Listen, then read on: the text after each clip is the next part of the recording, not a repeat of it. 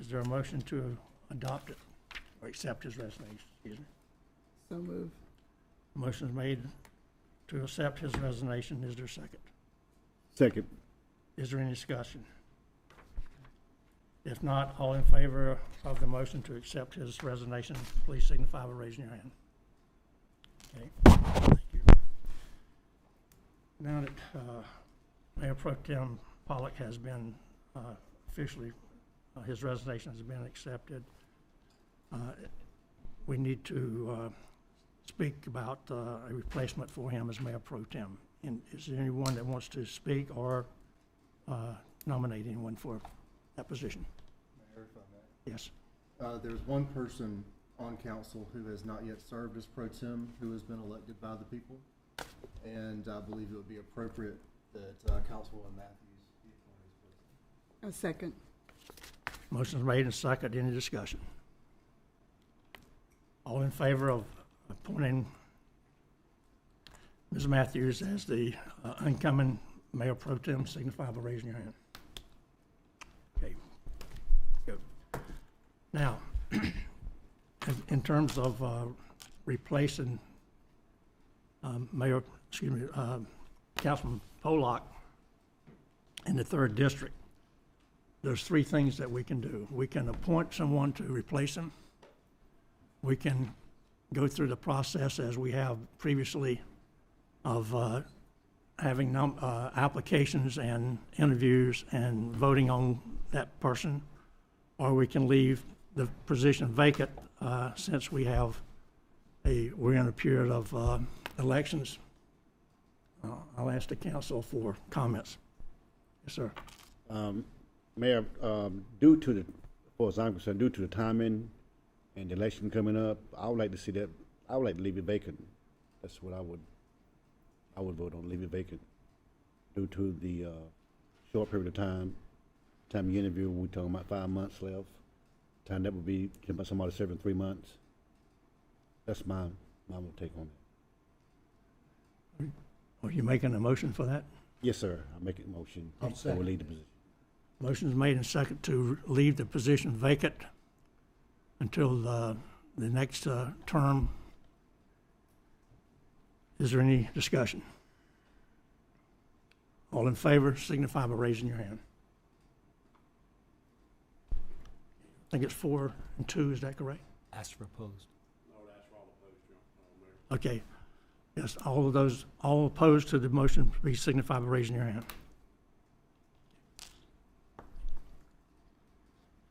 Okay.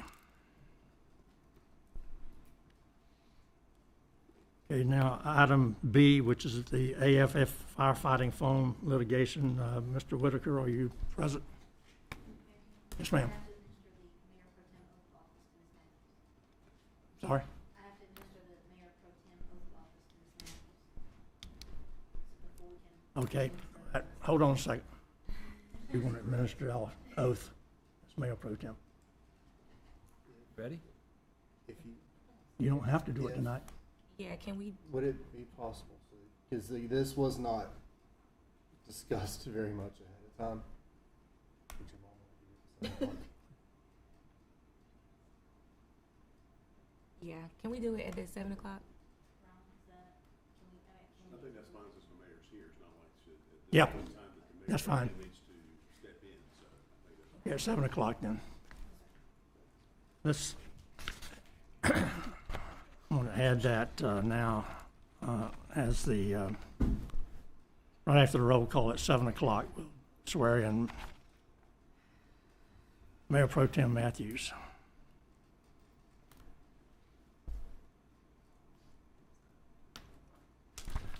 Okay, Mr. Whitaker. Good evening, sir. Good evening, Mayor Pam and City Council. Appreciate the opportunity to be able to address you tonight. Thank you for the invitation. I do want to just, so you have something to follow along with some of what I'm going to talk about. I just have a couple of handouts, if I might make those Clerk will available. get 'em.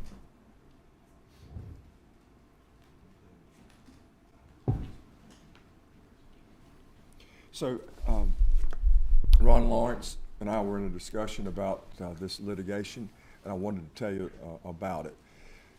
Back in 2018, in Charleston, in Federal District Court, the case was filed involving firefighting that's used in firefighting training situations especially, and it's been required for quite a long time in the United States for fighting liquid fires around airport facilities.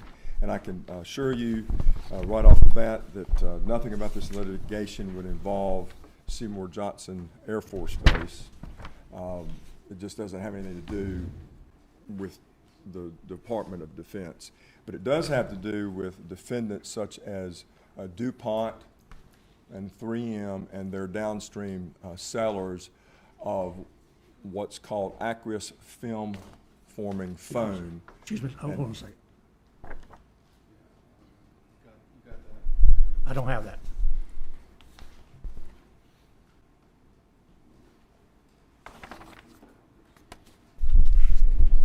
Oh, she's getting one.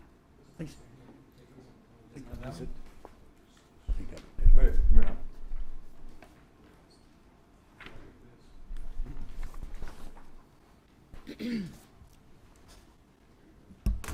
Was this a whole package?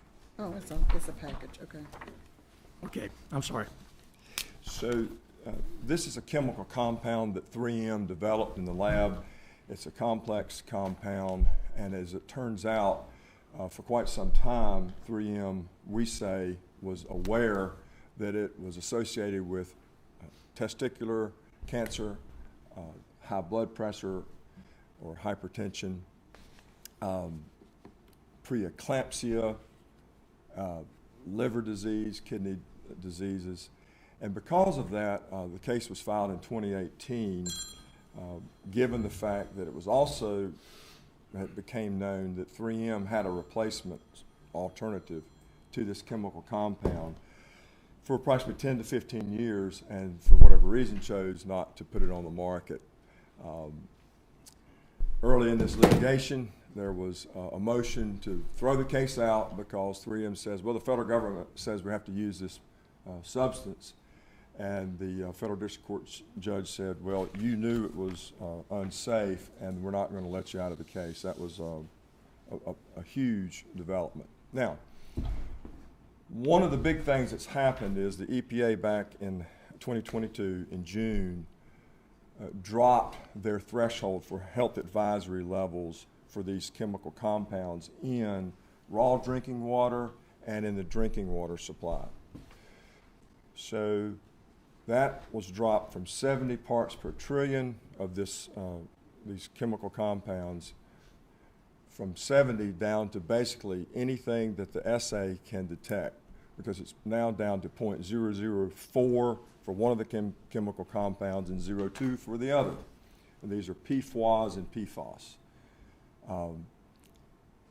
As a result of that, the North Carolina Department of Environmental Quality did some testing back in the fall, from September 27 to November 14 of 2022, in and for the water system here. And the levels here are above the health advisory levels, but they're also above something else that's rather critical, the maximum contaminant level that's being recommended. And I believe it will become the final figure, which is 4 parts per trillion, and the numbers here exceed that. That puts Goldsboro's water system in Goldsboro in a position where they have a justifiable case to pursue these defendants. And you'll see in this package that I sent you, what I handed you, those defendants that are listed there, about the third page down. The first 3 pages provided you the data that shows you the actual parts per trillion for the chemical compounds in the raw drinking water and drinking water. Currently, NWASA, or Neuse Water and Sewer Authority, has filed in this action, so has Raleigh. Carthage has recently retained our firm, and I'm in a collaboration with Barron and Budd out of Dallas, Texas, and also a firm out of New Orleans that was involved in the BP litigation, the Cossacks firm. So, with regards to the Barron and Budd firm, let me tell you this, because I think this is very critical. In mass tort cases like this, you have what's called a plaintiff's executive committee, and Scott Summey of Barron and Budd is one of the co-chairs, and he would be a part of this team in taking this case forward. I think it's very important to have representation on the plaintiff's executive committee and as high up as one of the co-leads in the plaintiff's executive committee. Scott Summey also had the first, about 25 years ago now, the first multi-million-dollar environmental law verdict ever in the state of North Carolina. He's a licensed North Carolina attorney. So if you take this case on, you would have the best, in my opinion, the best representation, both nationally and locally.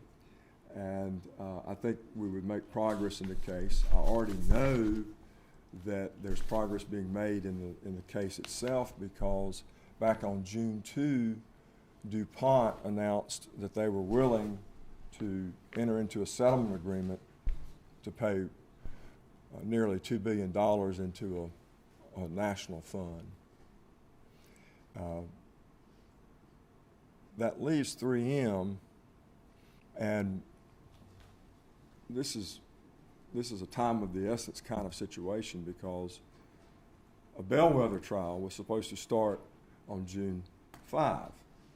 That was postponed to allow 3M to negotiate with the plaintiff's executive committee, Scott Summey and others, to try to reach some type of additional global settlement, leaving the downstream sellers still in the case.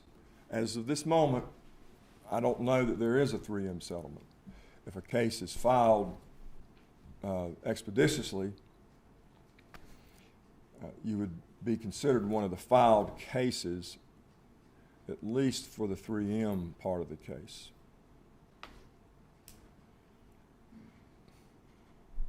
I'm willing to say this, but I don't want to sound like I'm engaging in hyperbole. An unsubstantiated report didn't come from the plaintiff's executive committee of lawyers, didn't come from the defendants, came out on June 2. It was unsubstantiated. But it came out and it was published by one of the media sources, said that 3M had agreed to pay as much as $10 billion into a fund. So there's a fair amount of money involved, because to monitor your water system regularly and to then engage in remediation is a very expensive process. You have to use some type of process akin to reverse osmosis to get this out of the raw water and the drinking water. And we're talking about very, very small amounts of a chemical in terms of the mechanics of trying to eliminate it. So it's not easy to do, and it's expensive.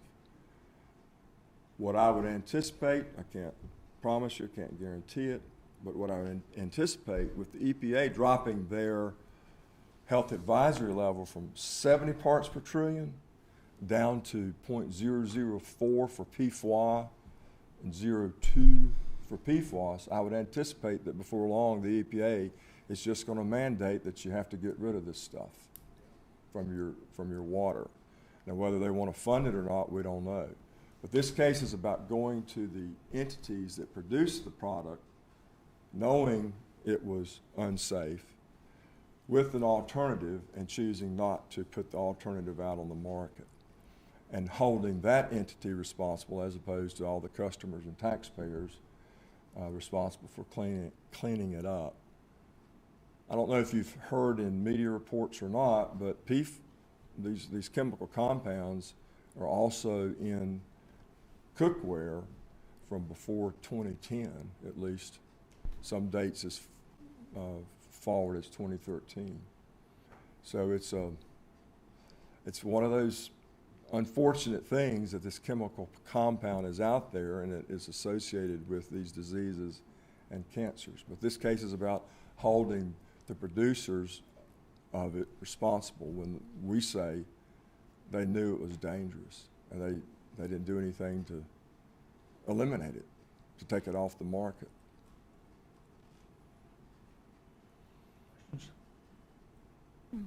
So I have a couple of questions, and I'll ask the council to, for questions as well.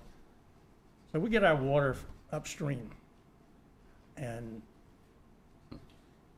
there are PFO and PFOS probably in the water that comes to us. Would that be a correct statement? It's one of the possibilities. We're not, there's no well out there that we're drawing our water from, so it's coming from the river. You're working off of surface water, right? So, it's not a hole in the ground that you can go in and treat and it'll go away, because there's, as I said, we're getting our water from another source. It's coming to us. It would seem to me that, one, if this is a health hazard, then this is going to be a continuous effort for some indefinite period of time to treat and attack. If that's the case. Is that a fair statement? I would agree, most certainly. So what we're talking about settling here, the makers of this, is not a plant that's going to treat this stuff and make it go away. It's money that would come from the settlement that would be distributed to the plaintiffs. Correct. So it could be a windfall, or it could be just a few $100,000 or something like that. And I think probably one of the first questions to ask is, has our, and I'll ask this to our manager over here, has our water department folks determined that we have a threat situation? Yeah, I will, with the new limits, I believe we are above that. I'm checking right now with our. Any funding we do get would help us mitigate PFAS. This page you see below the photograph of the city hall, those are the numbers that are above the health advisory level. Below the current ones, but above the new ones, is my understanding. Correct. Those new ones have been instituted already? The health potentially. advisory levels are considered interim health advisory levels. They're the interim, and usually the interims always become the finals, typically.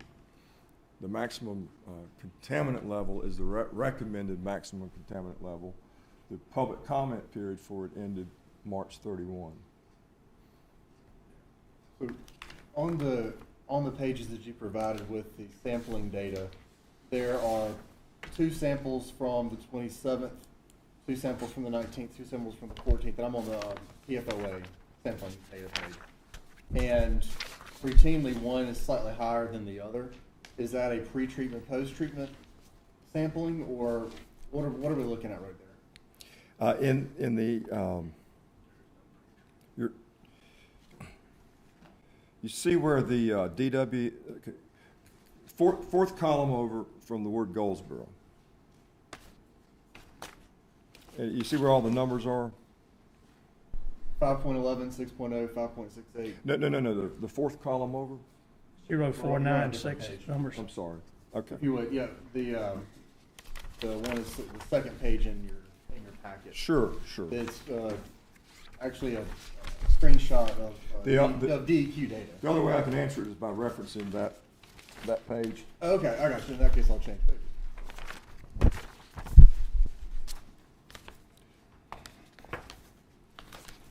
So the fourth column from the left, you'll see DW and RW and DW and RW. Yes. DW, as I understand it, is drinking water, and RW is raw water. Raw water, okay. Thank you. And Mayor Ham, I feel like I didn't answer, you put forward the question, but I don't think I really addressed it. And maybe it wasn't really that directed towards me that pointedly, but I did want to try to address what you were getting at. There's no question but that if you have a global settlement, it could end up being that the settlement amounts themselves are more supplemental to what the ultimate long-term costs are. And I want to acknowledge that and recognize that could very well be the case. Because I think you made the comparison between a few $1,000s versus a windfall. And unfortunately, in cases like this, you have a fair amount of pressure coming from the bench to achieve settlement. Now, when you file your case, you have your right to your separate trial if you want to pursue it. And your separate trial could produce more, it could produce zero. You never know what a jury will do with any certainty. So I don't want to come in and suggest to you, this is how you get the money to fix all the money you need to fix the problem, but it certainly is in my view, an appropriate way to address the harm associated with the culprits of the harm.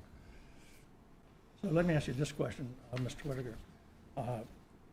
Based on what you know, I certainly do not know, to treat this and to negate this issue of these two chemicals, does that require a large expenditure of mechanical stuff, or is this a mere adding chemicals to existing chemicals that we already put into water to negate it? I think as I understand it, it's more akin to a combination. There's to get reverse, if you don't have any mechanism for reverse osmosis, you've got to provide some mechanism for it. And that's why I remember very well, or I did catch the fact that you're talking about reverse osmosis there. And so I don't know, Tim, if we have that capability. Public Utilities Director has texted me that they're currently using carbon to lower those amounts. And they're testing it to see how low they can get it. If you look at these pages here that you presented, you know, the new limits, you talked about 4 parts per trillion.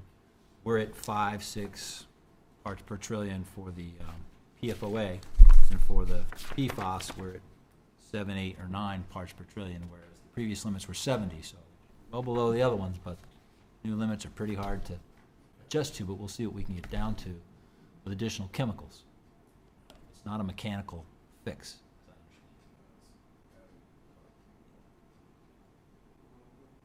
So the structure of the settlement, you know, a lot of folks in Wayne County are familiar with Tobacco Trust Fund and how that came to be, how that was created as part of a settlement from the tobacco industry, you know, due to a variety of different things.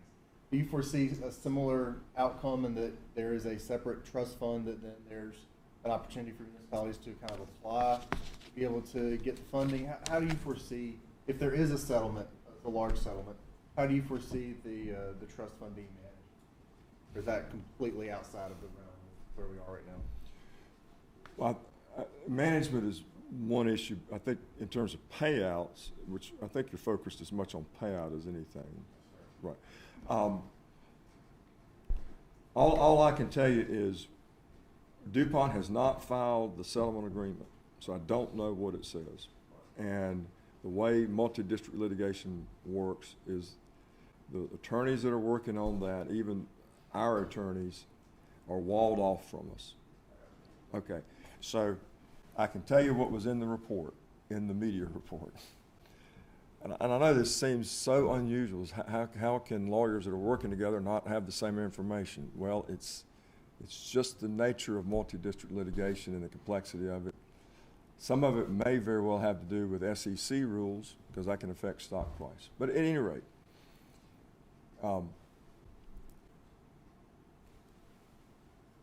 it was reported that non-litigating entities with water systems of a certain size would be in a position to execute a release to DuPont, Chemours, and receive funds. So I don't want to suggest to you that there's no way to participate ever in any global settlement except if you file. That would not be fair to say that. We already know from the opioid litigation that non-filed entities were covered in that. But I will say this. A bellwether trial was set for Monday, June 5. The judge agreed not to start that case. It was involving the water system in Stuart, Florida, so that 3M could engage in a settlement discussion. I've not heard that 3M has entered any agreement yet. I don't know if they are or not. I would suggest to you that being filed, if there's going to be any better treatment for those that actually carried the load of bringing this case forward, and of course bringing about a mass of plaintiffs, if you're filed, you would be considered in a better position if there is going to be a difference in allocation, but I don't know if there will be. I have another question. Are the plaintiffs to this suit, and of course I see the listing here, are they only water producing treatment municipalities, or are there other municipalities that may be a part of the suit that are just recipients of water from some other entity? These are entities that have the water authority. Okay. And there are cases being filed by entities that were training facilities, fire and retardant training facilities. They don't have a water system as such, but they also are plaintiffs. So here in Goldsboro, if Goldsboro runs the fire department, which I presume they do, that is actually included in the case, to the extent that there's been exposure around the fire stations where this product has been used. And I would suggest, I don't know, but I would suggest it's been used. And there could be these chemicals in the soil in those areas.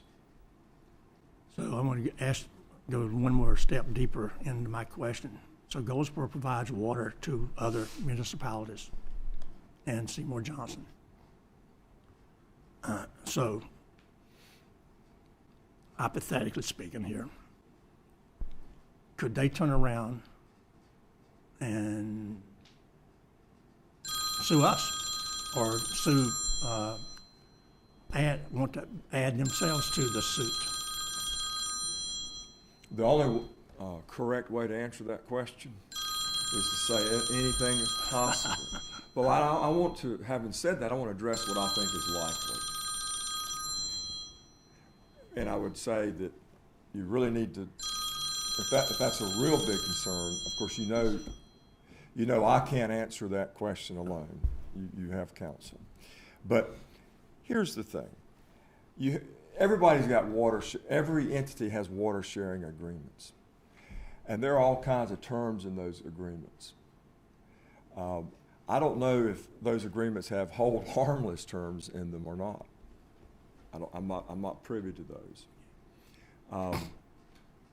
But I will tell you this. I would be very surprised if this litigation spawned cross claims from water systems that are sharing water with their adjoining friendly sharers of water when this substance is not even, it's never been controlled before by a water system. And this will be the first. If the EPA mandates processes to eliminate the chemical compounds, then it may be that someone would consider going to the adjoining sharer of water and saying, well, you didn't really follow those requirements properly. But we're in a situation where no one's ever tried to control these chemical compounds. And I just think it would be very difficult if it's Johnson County, for some portion of Johnson County, a water system there, to become a successful plaintiff because Goldsboro occasionally shared water, and it happened to have a chemical compound that over time became heavily regulated. Right now, it's the chemical compound we're talking about isn't even officially regulated, but I think it's going to be. So I just don't think that practically that's a particularly great case, but anything's possible. You know, for $200, you can file a case in Superior Court in North Carolina. So the purpose of you being here tonight is to give us some background on this and basically ask us to determine if we want to join the suit. Is that correct? That's correct. So I think that unless the council is prepared to make a decision here now, we maybe go into closed session and talk about it, unless you want to make a motion to. I don't think at this point we could talk about it in closed session. We can talk about potential litigation against the city, but we're already discussing this in Okay. closed session. And so that would be something we need to continue to talk about. Okay, all right.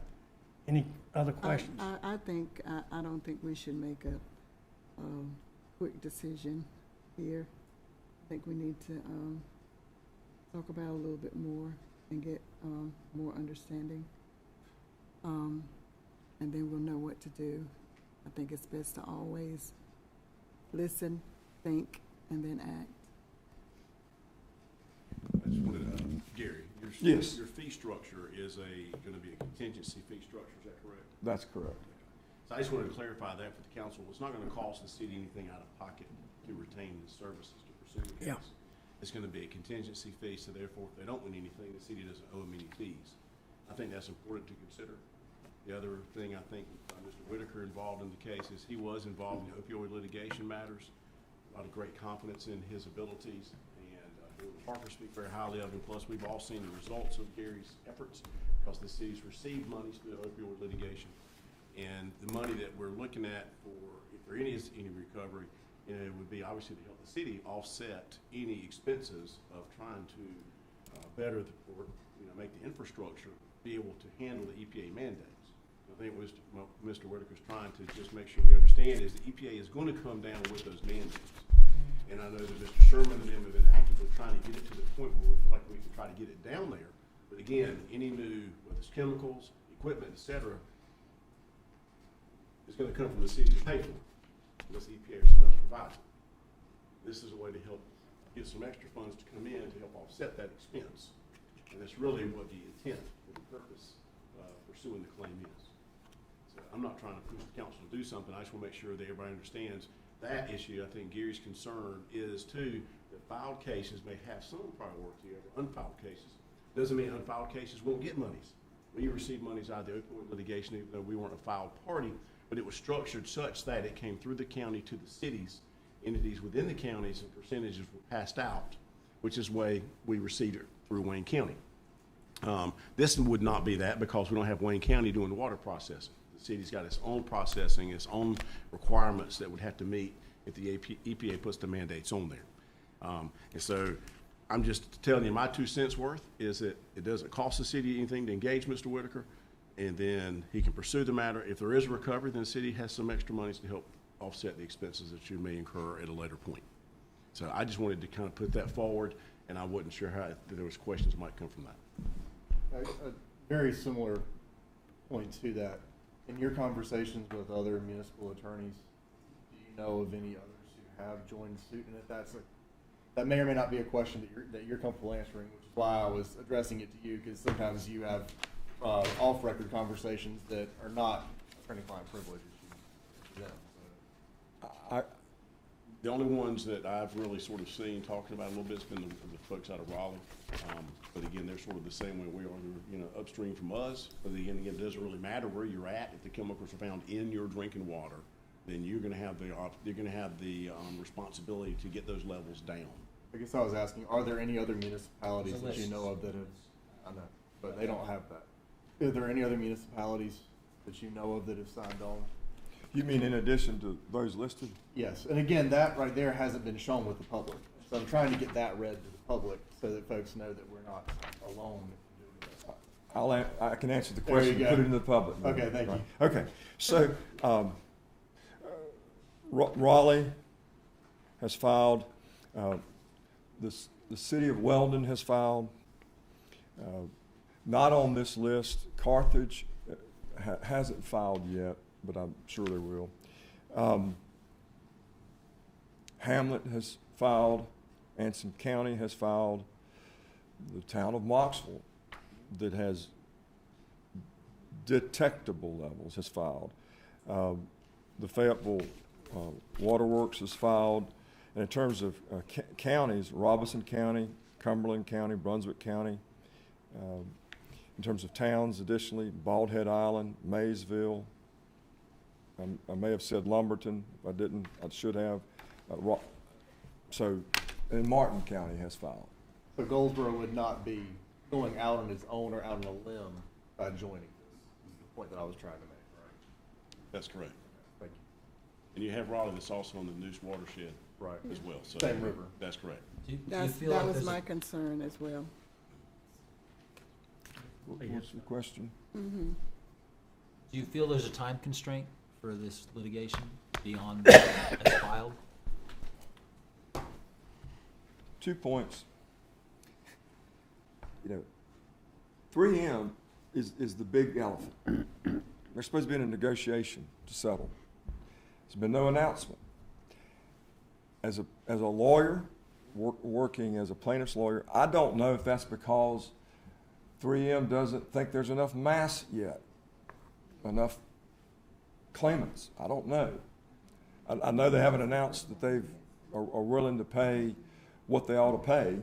It's because, So I'm a proponent for entities filing because I think it aids the overall goal.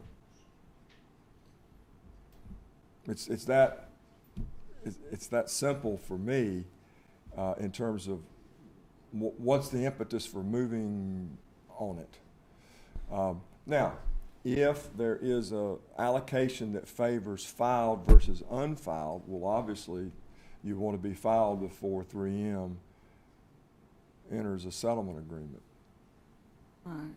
And if they don't, you want to be filed so that you're in the case.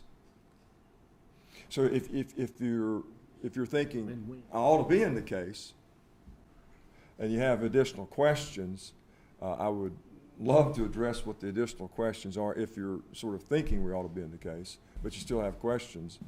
I may be able to help answer those. Let me ask the manager a question. The fact that it's been revealed that we have these chemicals here, I would assume that we're going to have to take some actions to treat it. Is that correct? We're already taking action Oh, to reduce it as low as we can, figure out the right amount of carbon to do that. okay. So we're already doing it. Right. But as I mentioned earlier, the parts per trillion that we have right now is well below the current value. Until they adopt this new value, then be above it slightly. Yeah, I did not want Goldsboro to be out there on its own. And you cleared up some things. Thank you. And my thing was, why not being the case?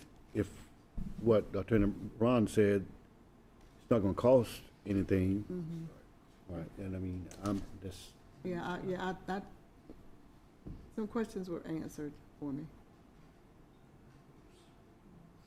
I think it's pretty obvious that if the threshold is reduced down to 0, we have a fraction above that, then we are above the threshold, or as the case may be, lower, whichever is negative, but nevertheless.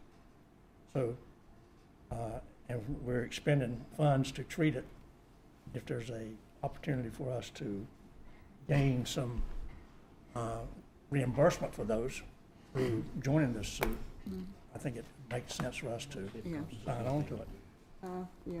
But that's a council decision. Mr. Manager, do you have a recommendation? Yeah, I think you join the suit. Yeah. Just need a Well, motion. like I said, I had some reservations. You answered them for me.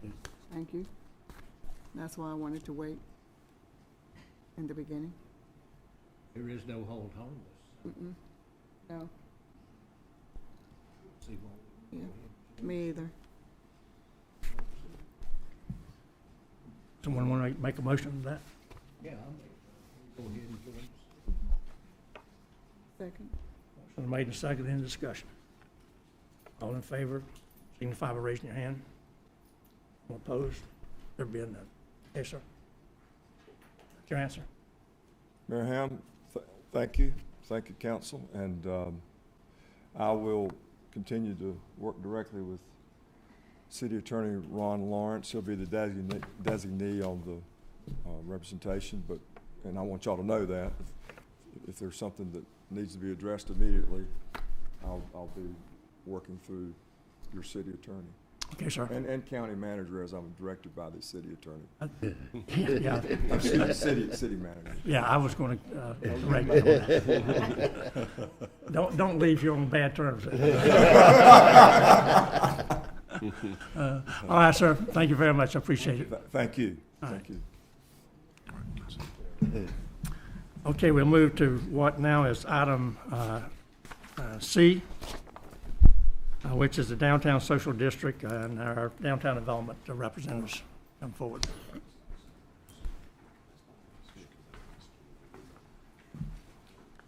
Good evening, Mayor, sir. Council, how are you all? So, I'm here to update you all on the social district and the work that we've been doing over the last several months. And try to dispel any misconceptions about it, answer questions, and just share the data that we've learned through all of our collaboration. So what is a social district? I think the key thing here is there's three real main components. It's sold by an approved ABC permittee. It's sold within a defined district boundary, which we'll talk about, and on certain days and within certain hours during those days. It can include indoor-outdoor spaces. It can include private spaces. It can include public streets and public alleyways and things like that.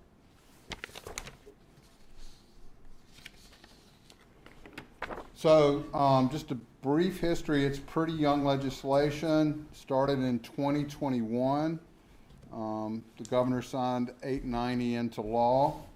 It passed with bipartisan support. And just within that first year, 20 communities in North Carolina established a social district. Less than a year later, they essentially scrapped 890 and created Bill 211 to address some of the questions that came out of the first legislation. Again, it was bipartisan support, signed into law just in July of last year. So this is pretty recent stuff. So 890, if you're looking through the legislation, was basically scrapped and replaced with 211. Now, as we speak, there's over 40 social districts in North Carolina. You can see the list here. And a couple things to note. You know, you see a lot of the bigger cities like Charlotte, Raleigh, Cary, but this is really more profound in smaller cities and towns like Goldsboro. It has a bigger impact on smaller towns. So it doubled in a year. It's one of the fastest growing programs, economic development programs that's going on. So this is an economic development effort, plain and simple. It is the fastest growing one. We've researched a lot of towns around us, Wilson, Greenville, Raleigh, all are reporting outstanding results, economic driver results. Okay. Another big advantage of the program is it's low cost to implement and low cost to manage. You don't have to spend a bunch of money to have this program in place. So this one takes a few minutes here, and we should really focus on this area a little bit. Who can sell alcohol in a social district? Only ABC permittees are allowed to sell alcohol into a social district, okay?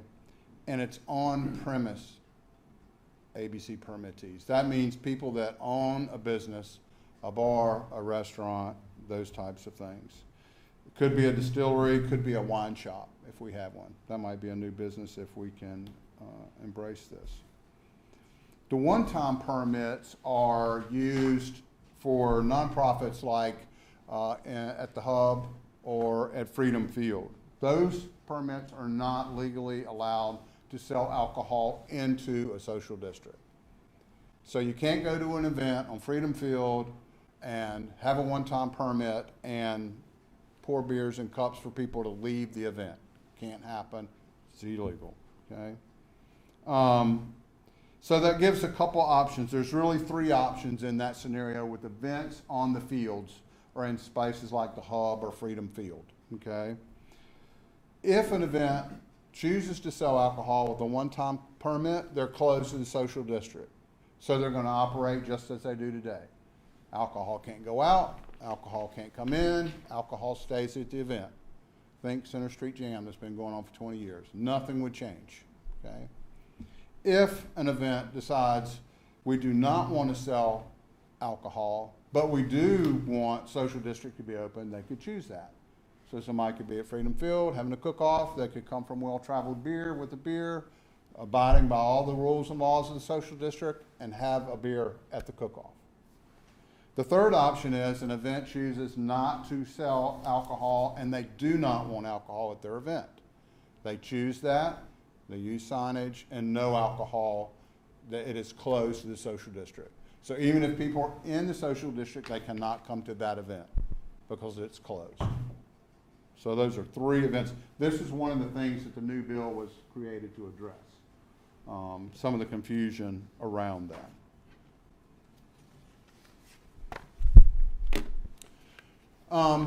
So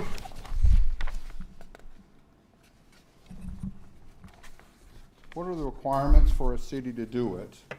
Let me stop a second. Are you going to get further into the restrictions in terms of a store that does not want people? You're going to talk to that? Okay. Absolutely, yes, sir. Mm-hmm.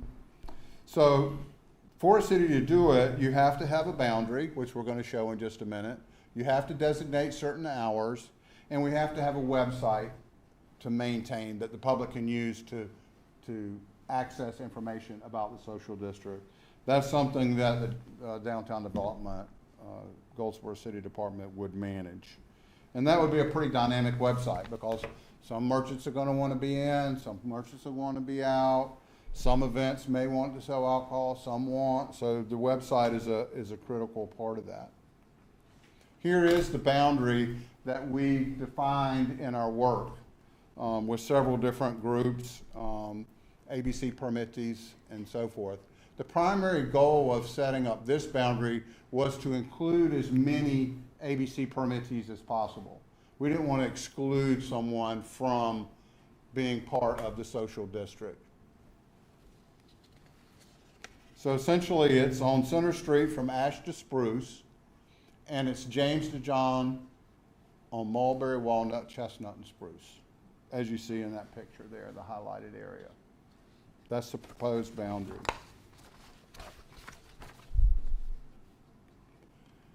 A term that you see a lot in the code associated with social districts is contiguous. So in this example, contiguous means, just think of like the 48 contiguous states. If it touches the border, it's part of the border. So here we have the firehouse on Ash Street. The building itself is not in the social district, but it's contiguous. So the front part of the firehouse faces the border. It's part of the border, so it's part of the social district. Does that make sense to everybody? It's kind of a little bit of an odd term. Toreros is another place that does that. That's an ABC permittee. They're contiguous to the border, so they would be part of the social district.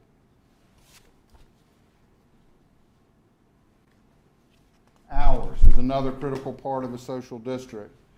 So we researched the hours, and the simpler and more direct the hours are, the easier it is for the public to understand. So 10 a.m. to 10 p.m. Monday through Sunday. The primary reason for 10 a.m. on Sunday is the brunch law that the city council passed back in 2017, which allows alcohol to be sold at 10 o'clock on Sunday morning. So think the Cave restaurant downtown that does a brunch, or Brisa's, they do brunch. They do sell alcohol now at 10 a.m. if someone wants a mimosa with their brunch. That's legal. So this would allow them to step outside and have that drink if they like. Nothing's really changed there at all in terms of the law. To Mayor Ham's question, this is probably the most popular or the most common question. If I'm a merchant downtown and people are walking around with an alcohol drink, do I have to let them in my business? And the answer is absolutely not. Every merchant has a choice. You can choose to no beverages, yes beverages. Beverages are sold here, like a permittee, like a bar. Everybody has a choice. You can come and go. Some merchants may say, you know what, I'm going to wait it out for the first month or two and see how it goes, and then I'll decide. If I want to join, all my colleagues are having great success, I'll join. This is a window cling that goes on the door. It's just a sign that goes on the door. It says yes, no. This is also added to the website so people would know on the website. When you're going around the boundary, there's signage around the boundaries, and those would have QR codes. So somebody could just scan that QR code with their phone and determine who's on, who's in, who's out, and who's allowing alcoholic beverages into their community. That'll be a dynamic thing. There is no pressure. It's all about what that merchant wants to do. Another rule, this is a very important rule, is how it's served. So all alcoholic drinks have to be served in a plastic cup like this, okay? And you can see the bulleted list there of all the things that has to be on there. Actually, our ABC permittees who we met with suggested that we add date to that, which I think is a smart thing, so that it would have a date on there. So every cup that is in the social district, every alcoholic drink has to be in one of these cups. If it's not in one of these cups, it's illegal. And that's how GPD knows that you can't be walking down the street drinking a 16-ounce whatever can just because you're in the social district. It has to be in a cup. Okay? So when you drink this in a cup, you go to an ABC permittee, you drink that one, you finish it, you go back into your establishment or another establishment, you get another cup. Same rules, same process for checking IDs, everything. Nothing changes in that regard. 16 ounces is how big that cup is. So I'm going to ask another question then, or comment on your comment. So if the permittees that you spoke to suggest a date on a cup, that means every day, Sunday through Saturday, the date changes on the cups, correct? It would be written on the cup with a Sharpie. Ah, okay. I was thinking about, okay, that's going to be an economic situation. A lot of cities charge patrons for the cups. Charge them 75 cents. You want to take your drink outside, you got to pay me 75 cents. I would say probably of the ones we talked to, that's the minority, but some do. A lot of them just use a sticker. There's lots of different ways that you can do it, but it all has to have this information on there. So you want it to be as cost effective for the ABC permittees as possible. And the reason behind the date? So that people would know that if somebody's walking down the street drinking one and the cup's 3 days old, then that's illegal. That's worth saying, why are you drinking, why are you using this cup? Because you can't save the cup, you can't recycle the cup, you can't reuse the cup. Because you always want the person that's participating to get an updated cup, to go in front of that ABC permittee and be carded. So ABC permittees, for those that don't know, they are trained in how to recognize all the tricks of the trade, although they can't see them all, but they recognize the tricks of the trade for underage drinking, how to recognize overserved patrons, how to deal with that. There's a lot of liability an ABC permittee has. None of that is lifted. Matter of fact, some of them were concerned about that, rightfully so. None of the laws that are in place related to the ABC permittee's liability has changed. So they're in it. I mean, just like they are today. Just forget social district. If somebody gets a beer, gets out, gets into an accident, hurts somebody, the ABC permittee can be liable for that. Nothing changes because we know where it came from. We know what date it came from. So there's nothing that we're not trying to, hide anything. But what happens if you have the wrong date? How is that? If you have the wrong date, what happens? If you have the wrong date on the cup? Well, it depends, right? If you are having one beer and your cup and the server put the wrong date on there, then you can go back to that server because you know where the beer came from.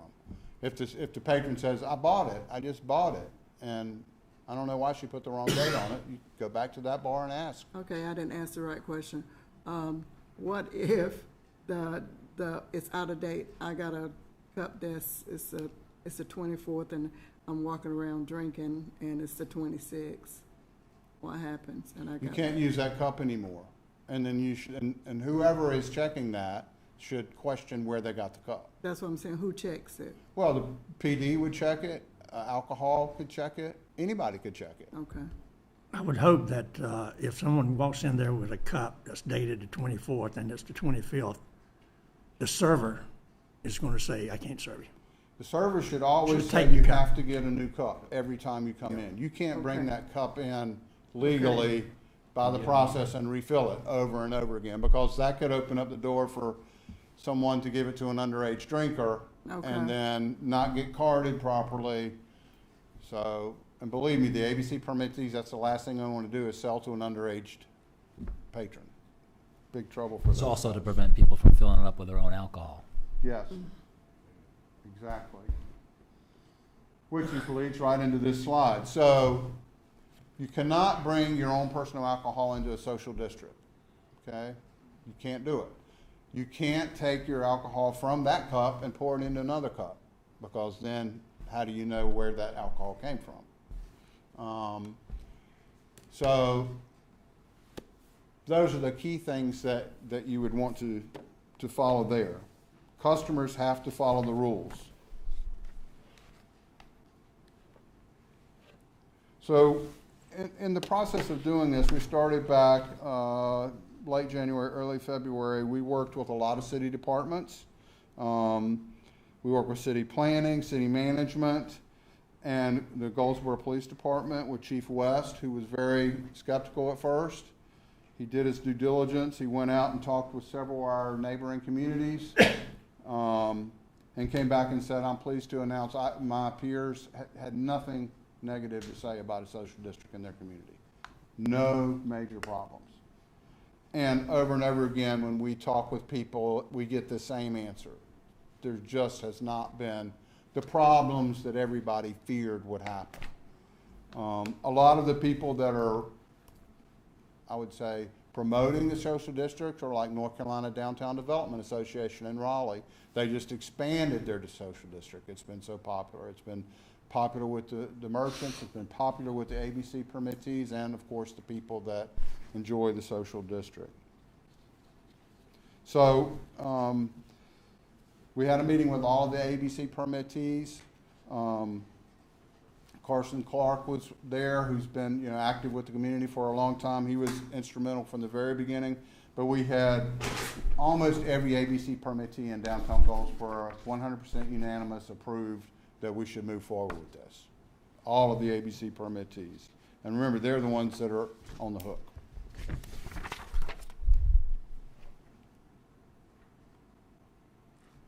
So we also reached out to merchants in the downtown area with the survey. We got 21 responses out of about 120 sent out.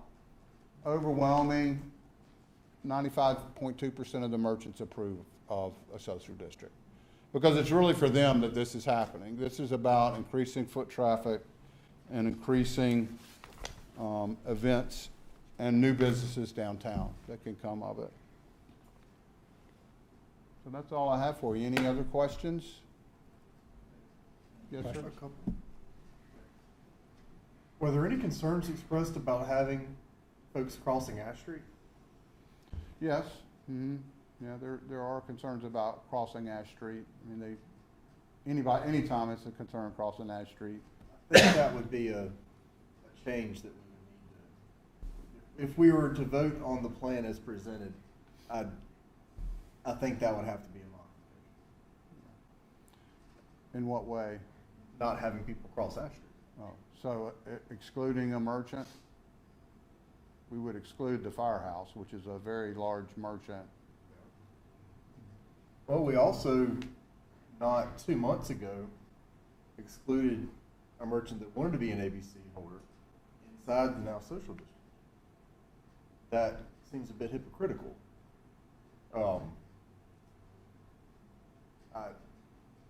I don't have an issue with doing a social district. I mean, it would be hypocritical of me to say I don't enjoy them, because when I go other places, I partake. But, I mean, it wasn't 10 meetings ago that we denied a permit to someone who would be in this overlay, and having it in such a way that folks are, crossing over Ash Street, which is one of the widest roads that we have in town. Obviously, Berkeley is bigger, but those seem like those are concerns to me. Mm-hmm. When you say crossing the Ash Street? Well, you Can you go crossing back to over. the slide, please? There was one that was talking about Firehouse specifically. There it is. There's the firehouse. And you're right. They're a major player, and they're doing a great job growing that business, and I'm all for it. But Chief West would be the right one to ask. So I'm not trying to pretend that I'm the expert in the room on This public discussion safety. has come up, yes. But that reeks of bad idea. There is if you go down to John Street, you would have a more clear pathway to cross, like any pedestrian would do at any time. I mean, that's something that we could certainly discuss and look at different ways of handling it. Well, if Firehouse has a function, then they could put a road guard out there. They could. That's Okay. would solve that problem. That's a possible Yes. solution. Carrero's the same thing. At least something to push people back down to the structured pedestrian crossway. That's a great Yeah, idea. that's That's a good idea. whatever they need to do. And, well, I also have a concern I've about, seen this work so many places. oh yeah, We need to do that. I have a concern about this building here and the one next to it being in this zone. She got a dance studio down the corner here. And the only thing in between this corner and the next corner that is not, would not, well, actually, the salon wouldn't be entertaining people participating in alcohol anyway, so there's nothing on this block here, on the northeast corner of this street, that they would have a reason to come here by here anyway, other than to get to Firehouse if that was made. So I just feel that we have nothing to bring them here, so can't not we exclude this northeast side of Center Street? Well, the ordinance you can put the boundary anywhere you want it. Yeah. So you can do whatever you want with the boundary.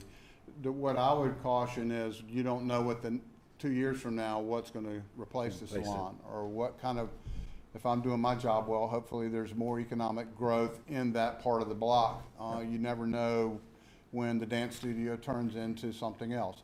And even if you had the border in one way and economic conditions say, boy, we need to open it back up, we can do that too. I mean, it's a very flexible thing. But what the people that have done it before have said is keep it as simple as you can, because most people are not gonna keep up with a bunch of rules. I mean, one thing you could do with City Hall is put signs up in front of cities. No, this area is closed to the social district, without closing the sidewalk, without closing the rest of the block.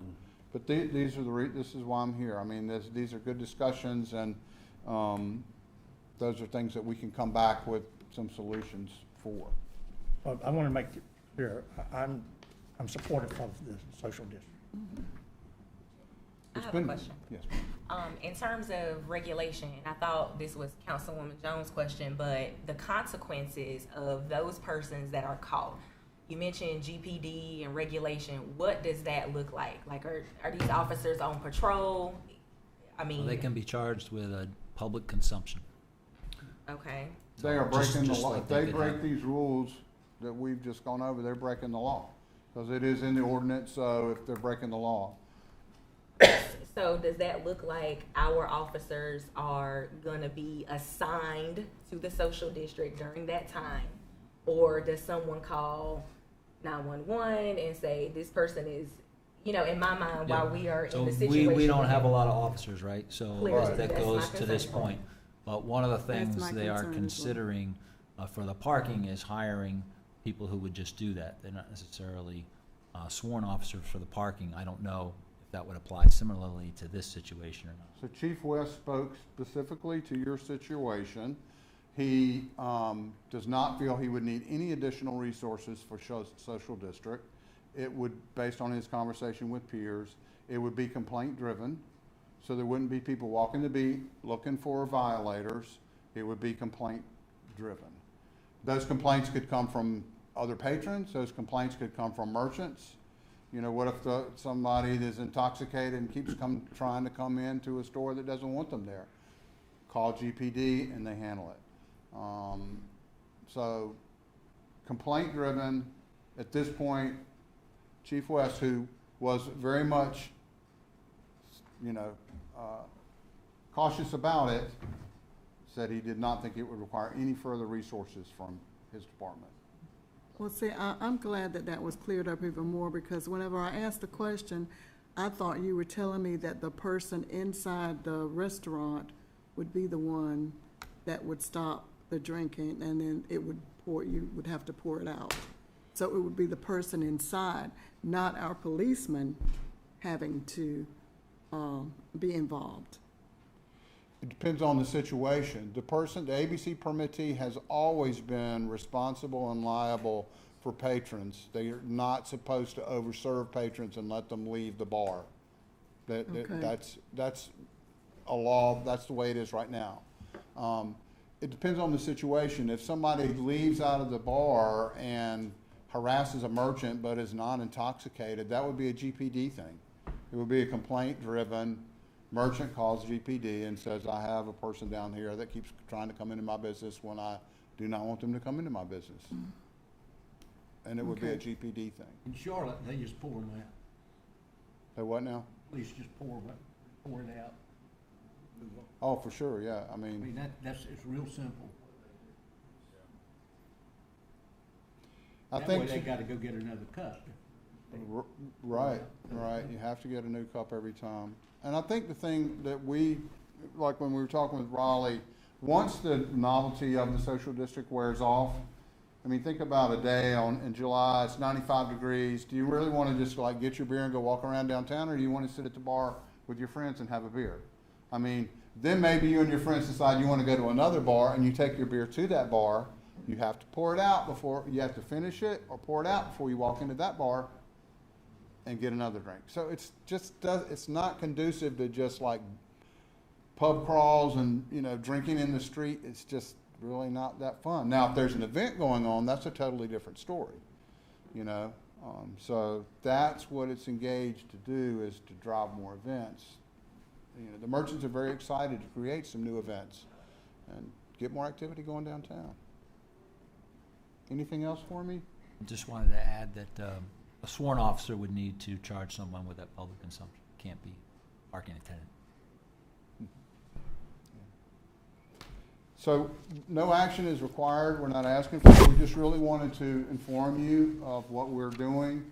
And please reach out with any questions. You've given me some great questions.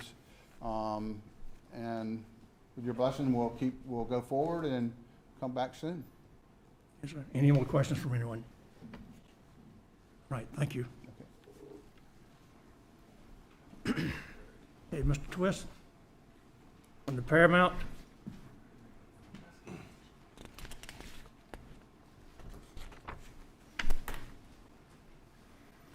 Talk to us about repair and restoration. Yes, thank you. Good evening, Mayor and Council.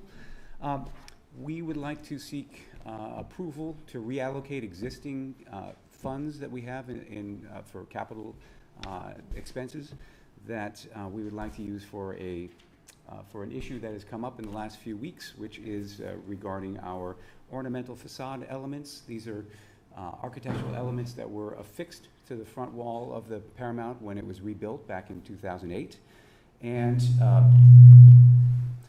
due to conditions with weather and water getting behind these, the anchors that were affixing these to the wall were starting to corrode, and we had a couple of these that came down and hit the sidewalk, causing a public safety issue. We quickly addressed that with the contractor, TA Loving, and we have, you may have seen all the scaffolding that we had for several weeks around the front of the building. We removed all of those elements so that we could then address them and reaffix them with a better process so that they can be safe and people can safely travel past the Paramount. TA Loving would like to work with us on covering the cost of these. The overall cost is going to be right around $70,000, just under $70,000 projected by them. We've involved the original architects as well, so the contractors and the architects have been working to come up with an appropriate plan. TA Loving is planning to, is offering to cover approximately $30,000 of the $70,000. With the Paramount having about the residual $40,000.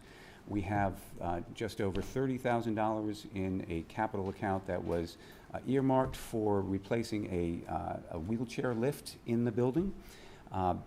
And we would like to use that for this facade, to address the facade right now, with the Paramount Theater Foundation covering the residual amount between the projections and the quote and what TA Loving is willing to cover. The wheelchair lift can be rolled over and addressed in the future. It is not a requirement for us to have. It is a convenience for us to have. It's something that we want to repair and replace, but we are not out of compliance by not having that functional. So I think that we've got a window to take care of the facade elements, and I think that it is the time that we want to use that the funding to do that quickly, and then come back to the wheelchair lift. If anyone has questions, I would be glad to field those. I have a question. All that sounds good. I was concerned about, do you do any other bidding other than TA Loving? Did they just come to you, or have you talked to any other contractors or how is TA Loving doing the contract? I'm just curious. So we have not. They were the original contractors, and they had all the plans and all of the, you know, they because they have been instrumental in the construction, they're willing to work with us on that cost to control that. No other contractor is going to eat, you know, 50% or 40%. Yeah. Okay. Are they? Yeah. Any other questions? So you have a resolution here before us for approval of the funding for the city's portion of that. You're asking us to approve. Has the council heard enough information to make a motion to approve or reject the resolution? Move to approve. Motion's to approve, is there a second? Motion's second, any discussion? If not, all, those approving, please signify by raising your hand. The resolution is approved. Thank you very much. Thank you. Okay, we've got about 40 minutes here. You gonna let me share this with you? Ma'am? I wanted to share this property thing I asked to share. Yep. Okay. I've been really concerned about, property taxes and, the elderly and the disabled. And so tonight, I wanted to share with the council, I have, printed off applications that I wanted to put in your actual hands, so that you could share with you can make copies and share with your constituents. It is for, the elderly for property tax relief. One for everybody. Yes, one for everybody. There are some requirements. I would just, take a look at it, and if you have some constituents. Oh, It's I'm okay. Put sorry. our names I have Yeah, names put your on it. names Okay. on them. Yeah. Over 65 with the income of 33.8, and you must own your property, and you can get property tax relief. So that should help with property taxes. I think that's yours. You have some others? Mhm. So, just take a look at it. I've bracked off here, what they should, fill out and what the tax people should fill out. And, I really think that this would be helpful for our constituents. We are trying to do everything that we can to, help our citizens and our elderlies, and that has been on my foremost heart to do. So, please take a look at that and make copies for. You have 2 more copies there? Yes, I do. Mm-hmm. That is for you. That one has your name on it. That one has your name on. I put your name on them to make sure that everybody got one.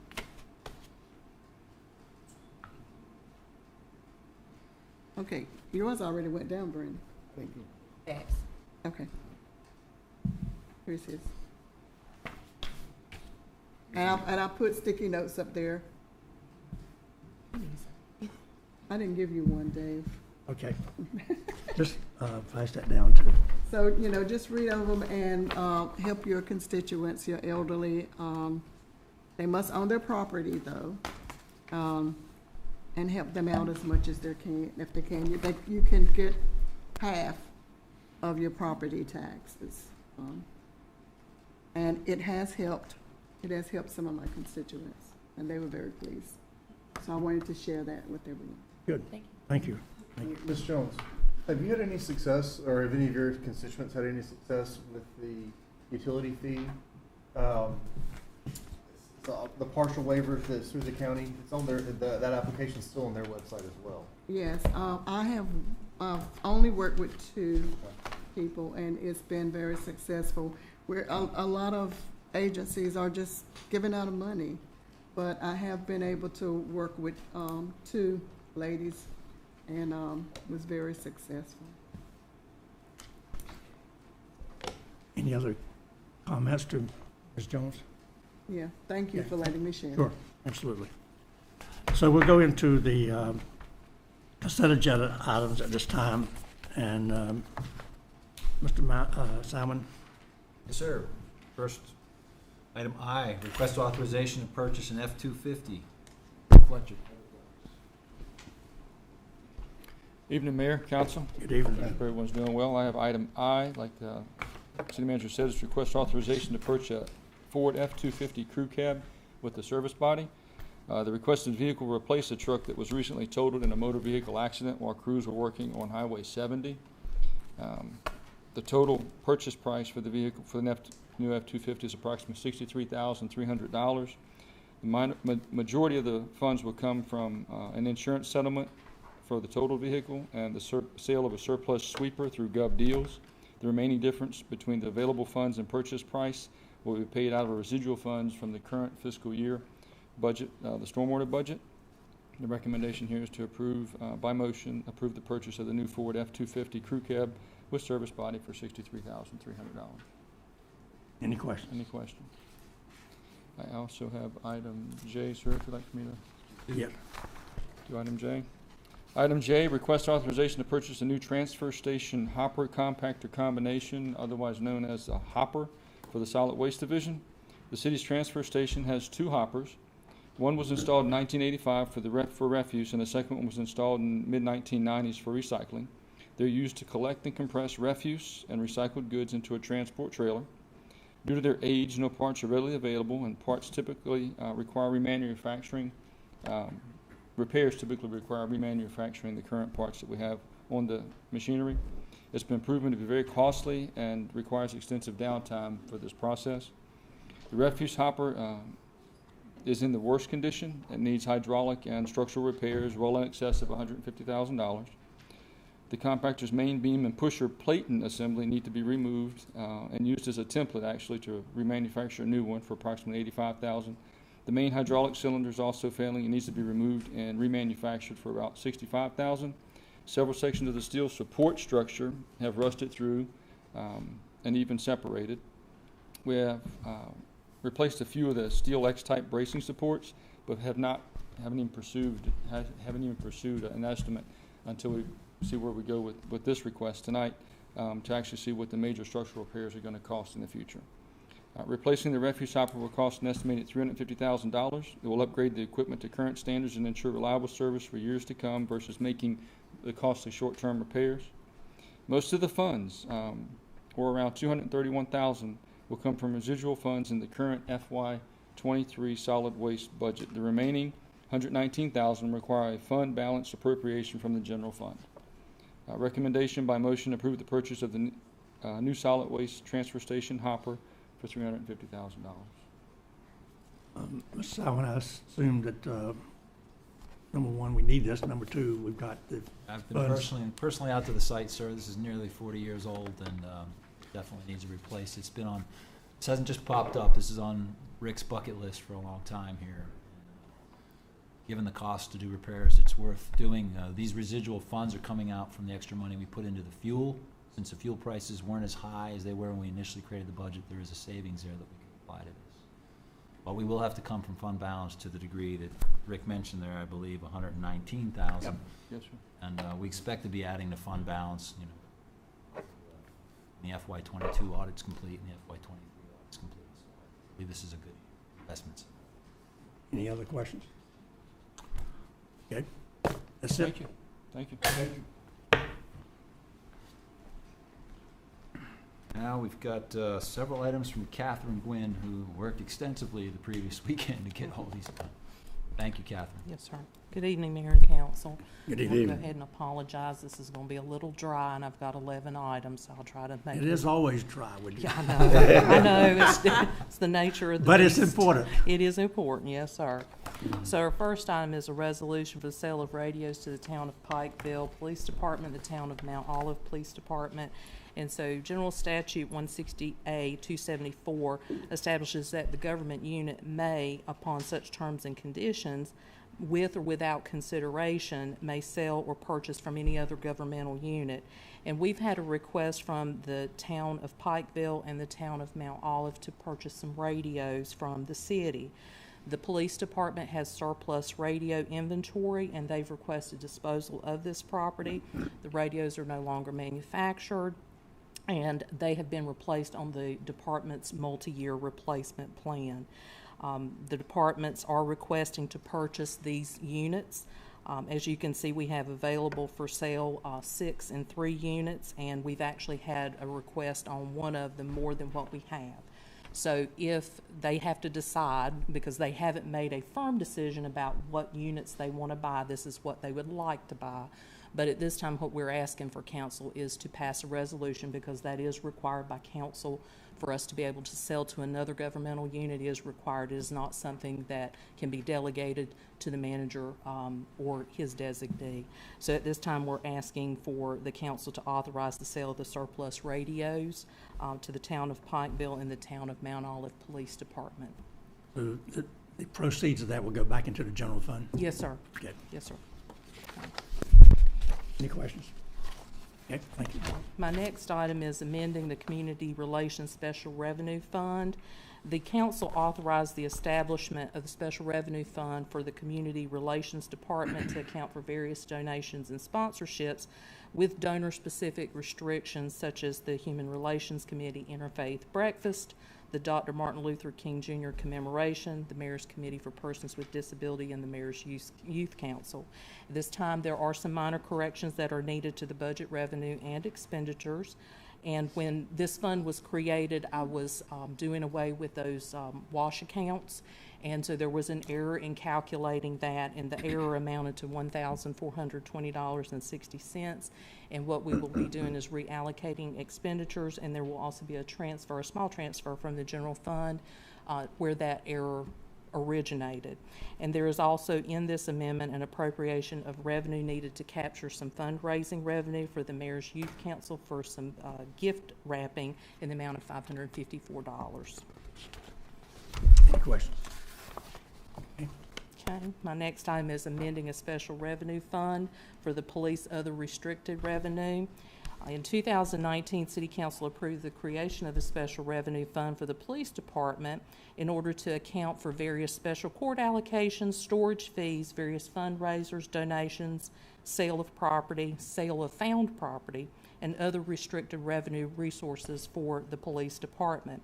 At this time, the police department has $5,831.52 in various donations, surplus sales, and interest income, and it is necessary at this time to appropriate the revenue so that we may be able to allow the police department to start expending those funds. I did provide you a table in the agenda item that explained to you exactly where the monies were coming from, and I guess that's it on that one, unless you have any questions. Any questions? Okay. My next item is amending the Parks and Recreation Special Revenue Fund. In 2020, Council authorized the establishment of the Special Revenue Fund to track various donations and sponsorships in which the donor or sponsor requested that the funds be spent on various special programs sponsored by Parks and Recreation. At this time, we have various donations and sponsorships related to sports tourism totaling $6,435.48.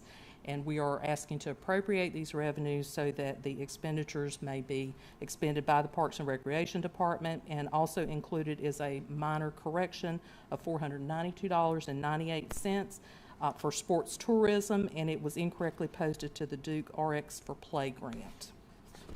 Any questions? Okay. Next item, amending a special revenue fund, fire other restricted revenue. In 2022, Council authorized the establishment of this special revenue fund to account for collection and disbursement of funds related to various donations, local grants, fundraisers, and other restricted revenue sources for the fire department. At this time, the fire department has received some additional donations earmarked for summer camps to be taught by the fire department. The amount of $450 is requested to be appropriated. Any questions? Okay. Okay. The next one is amending the water line replacement and booster pump station project with 1938. In September of 2017, Council approved the resolution to apply for a state grant with DEQ in the amount of $3.6 million at a rate of 1.82% for 20 years. The city was awarded the grant, and the City Council authorized the establishment of the Capital Project Fund in 2019, and it was to replace existing water lines at various locations in the city and install a new booster pump station in the New Hope area to address low pressure issues and remove outdated pipe. At this time, the city engineer, Mr. Bobby Croom, has notified finance that the project, which is called the New Hope Road High Pressure Zone Project with 1938, will not be done at this time. DEQ will tentatively reimburse the city up to $32,400 in the engineering fees that we have already incurred, and the rest must be funded by the utility fund through the utility capital reserve.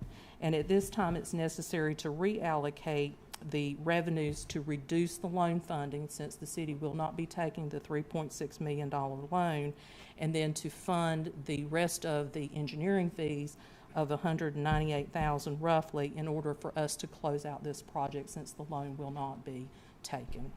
Let me ask you a question on the status. So if this project has been put on hold, is that essentially what you're saying? That's essentially what I understand, and all this So is. when is it going to, number one, there We'll must be. take a look at our CIP going forward and the prioritization of this, but there's other ways to do this particular project. So that's why If they have low pressure out there, that needs to be, there's other ways than what this design was to fix that. The pressure is not excessively low. okay. It's something we would have liked to fix, but we have other priorities. Okay. That's why we're recommending we Okay. not move forward with this. Any other questions? Okay. Yes, ma'am, go ahead. My next item is amending a special revenue fund, the federal and state drug forfeiture fund. This was created in 2020 to account for various inflows and outflows related to federal and state drug forfeitures. At this time, the city has received from the federal government through the Equitable Sharing Program called Asset Forfeiture through the Department of Justice approximately $47,000. We have also received multiple distributions from the North Carolina Department of Revenue for unauthorized substance tax collections, which is levied under NCGS 105-113. 75% of those monies collected is returned to the state and local law enforcement agency whose investigation led to the assessment. The remaining 25% is retained by the North Carolina Department of Revenue. The total received to date that we're requesting appropriation for is $24,085.25. We also have additional investment income, which is credited to federal forfeiture for the balances it has remaining.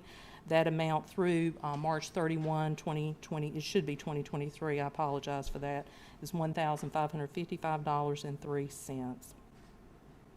And so it's necessary to appropriate revenue so that we can expend the money for the purposes for which it is meant. Okay. Any questions? Yeah. My next one is amending a grant project ordinance, which is the Community Development Block Grant, CDBG, and Home Investment Partnership Special Revenue Fund. And this one is a little complicated and it was a little long. So at the time that HUD conducted their monitoring visit and we received the letter on October 11th, 2022, there were multiple findings that they had regarding our program to help us do a better job with the CDBG. One of the things that they suggested is that we break our accounting of the CDBG, the home ARP, CDBG CV, to break it up into different funds to make it easier to account for. I agree with them. So months later, you know, it took quite a few months in order to get all of that corrected. And so once I got everything corrected with the actuals, it was time for me to bring forth the budget amendment in order to correct it. So that's why this budget ordinance looks a little bit different than the ones I have presented to you in the past. And it's broken down into CDBG, home ARP, and CDBG CV sections, and you'll see a corresponding fund number. I will continue to present this as one special revenue fund. I will continue to present this as one special revenue fund in the audited financial statements. But I had to break it up in order to make it a little bit easier for us to account for and for us to comply with what HUD was asking of us in their October 11th letter. So when I reallocated this, the total funding, you will see it looks a little bit different because we had to move the monies from the CDBG out into the different funds. I also included in this because we have to do the allocation for the CDBG grant that was approved by council that the mayor signed. I think it was in October or November. With CDBG, the 2022 allocation was $358,697. The home was $280,171 with a total funding of $638,868. That's new money, okay? So I'm fixing the problems from the prior, and then I'm also including new money in here to allocate for the current year funding that the city did receive. Are there any questions? Let's continue on with this exciting. I'm just hoping nobody falls asleep. No, So ma'am. my next one is a resolution for the disposition and destruction of city-owned ballistic vests.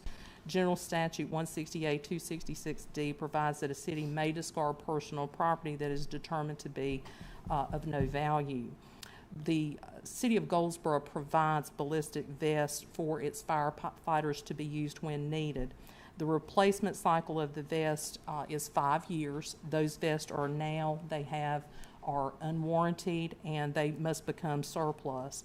It needs to be done securely, the destruction of them, because they could possibly be used against law enforcement. And so we are requesting to use Fiber Brokers International to destroy the vest. This company provides the destruction of the ballistic vest, will provide us the documentation we need to ensure that they have been destroyed. There is typically a 50-cent charge per vest, and the client pays for shipping. The per item cost will be waived, and we will only have to pay for the shipping of these vests. All of the items will be disposed of securely and per the National Institute of Justice guidelines, and will provide proof of chain of custody and destruction. And it is required that the council must approve this by resolution, so that's why we're bringing this to you.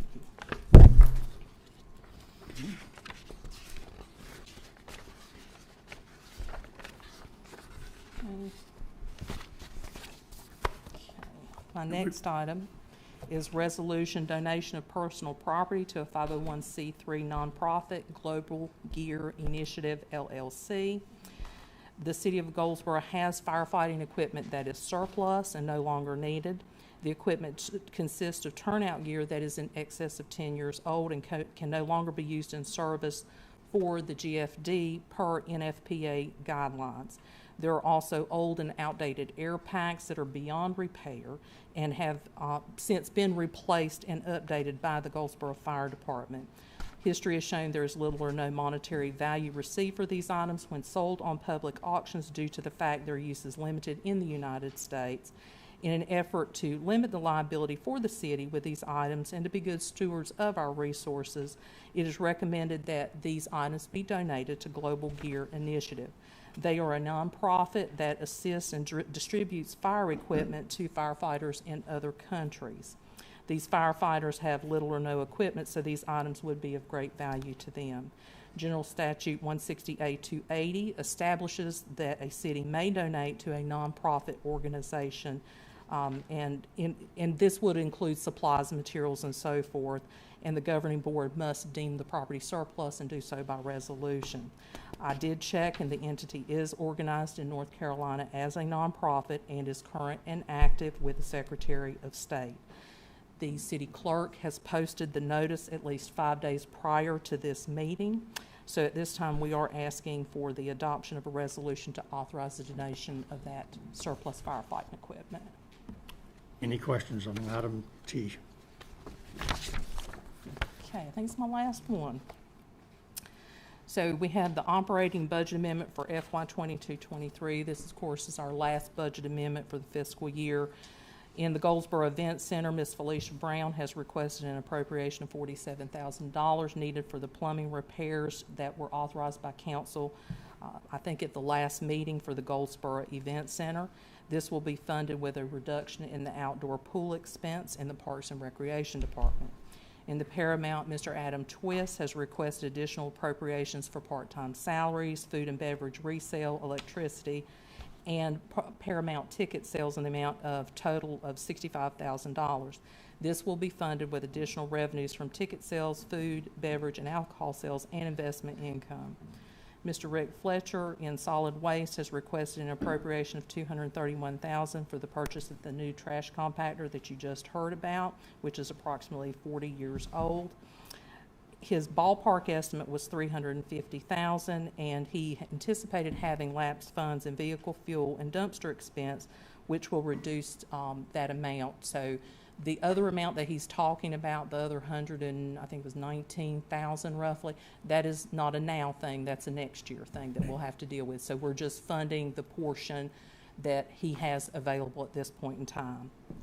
In the police department, Chief Mike West has requested additional appropriation to fund the upfit of police cars in the amount of $12,000, and this appropriation will be funded with additional investment income. In the non-recurring capital outlay department, the city has sold 10 properties in fiscal '23 and have collected a total of $21,940 in proceeds. There were several of these properties that were jointly owned with Wayne County, and we have to pay half of that to Wayne County.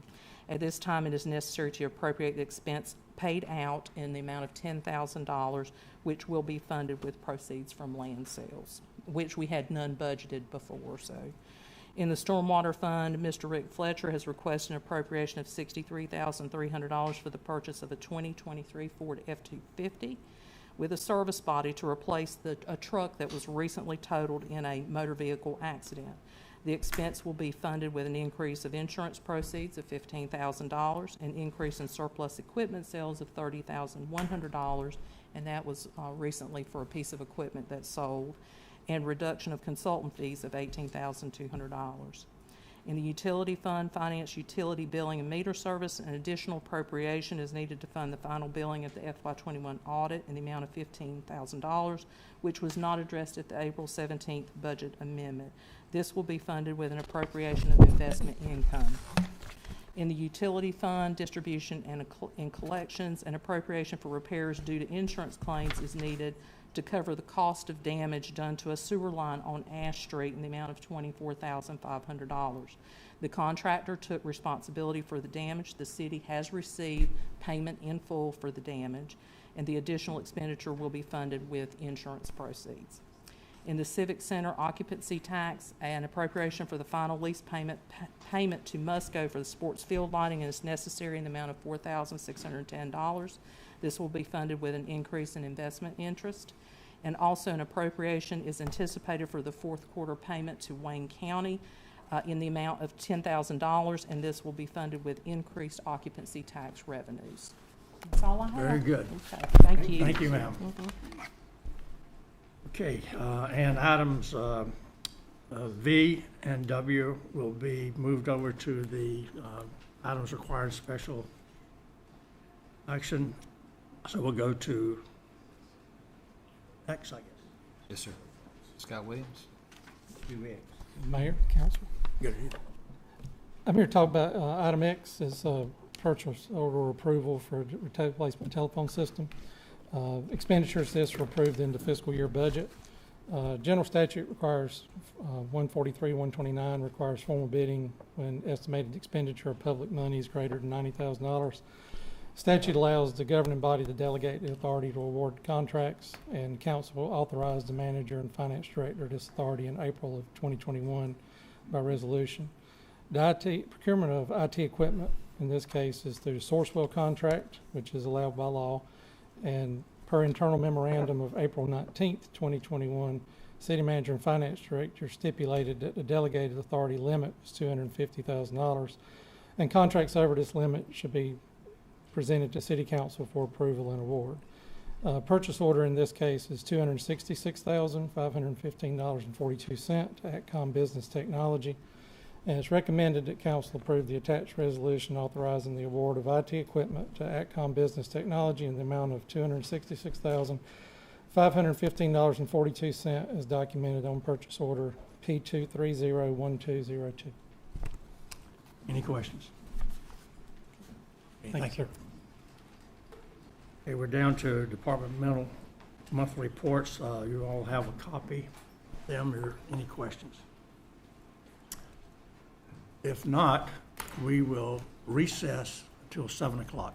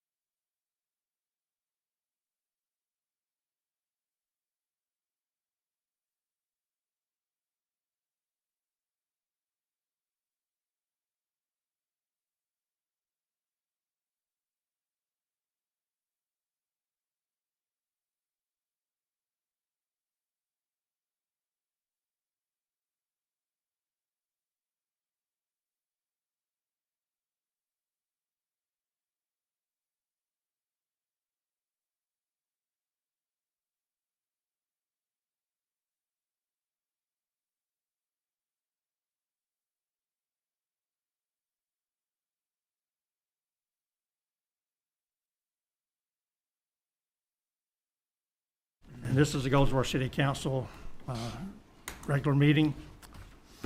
And I'm called the meeting to order and asked that Pastor Kelly, are you in the area, in the audience here? Okay. Is there another person that would like to say a prayer for us tonight that we need, or can I call on one of my council members? If not, I'm going to ask our resident. Mayor, Do it. Oh, okay. Greg, No problem. You'll stand, Mayor, please. Mayor, I love to pray. somebody, Dr. Greg, Somebody volunteer. Dr. Oh, Greg. Dr. Greg back here? Yes, sir, we got it. All right, okay. We got it, someone. Come on up, sir. Come on down. And follow the prayer. Will you join us in the Pledge of Allegiance, please? Yes, sir. Dear Heavenly Father, this day we come to you, and we ask that you guide us in the decisions that we are making here today. Father, we ask your guidance for our city, and Lord, that you touch everyone's heart here for the betterment of our city. Help us to look on one another as human beings and not as objects. Help us to do your will and not our own will. Lord, we ask that you bless us and that you bless this meeting. And to you be all the glory, the honor, and the praise. In your Son's precious name, we pray. Amen. Amen. I pledge allegiance to the flag of the United States of America and to the republic for which it stands, one nation, under God, indivisible, with liberty and justice for all. Thank you.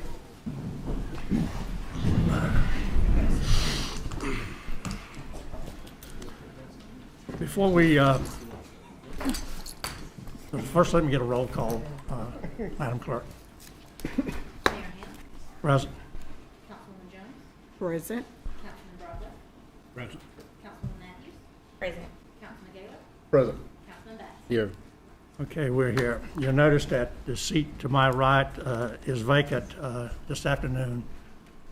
Mayor Pro Tem Pollock submitted his resignation for personal reasons.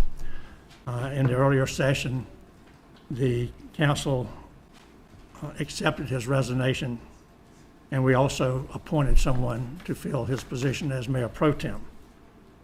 And that is the lady sitting to my left. She's going to be sworn in now. Madam Councilwoman, are you ready? Ms. Matthews, and I believe your mother's in attendance. You're going to hold the Bible with her? Absolutely. Come on down.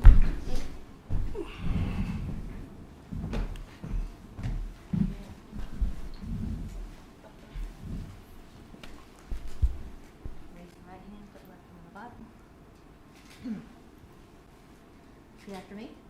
I, Brandy Matthews, I, Brady Matthews, do solemnly and sincerely swear do solemnly and sincerely swear that I will support the Constitution and laws of the United States, that I will support the Constitution and laws of the United States, that I will be faithful and bear true allegiance to the state of North Carolina, that I will be faithful and bear true allegiance to the state of North Carolina, and to the constitutional powers and authorities and to the constitutional powers and authorities which are or may be established for the government thereof, which are or may be established for the government thereof, that I will endeavor to support, maintain, and defend that I will endeavor to support, maintain, and defend the Constitution and laws of said state, the Constitution and laws of said state, not inconsistent with the Constitution of the United States, not inconsistent with the Constitution of the United States, to the best of my knowledge and ability, to the best of my knowledge and ability, and that I will faithfully discharge the duties of my office as Mayor Pro Tem, so help me God. and that I will faithfully discharge the duties of my office as Mayor Pro Tem, so help me God.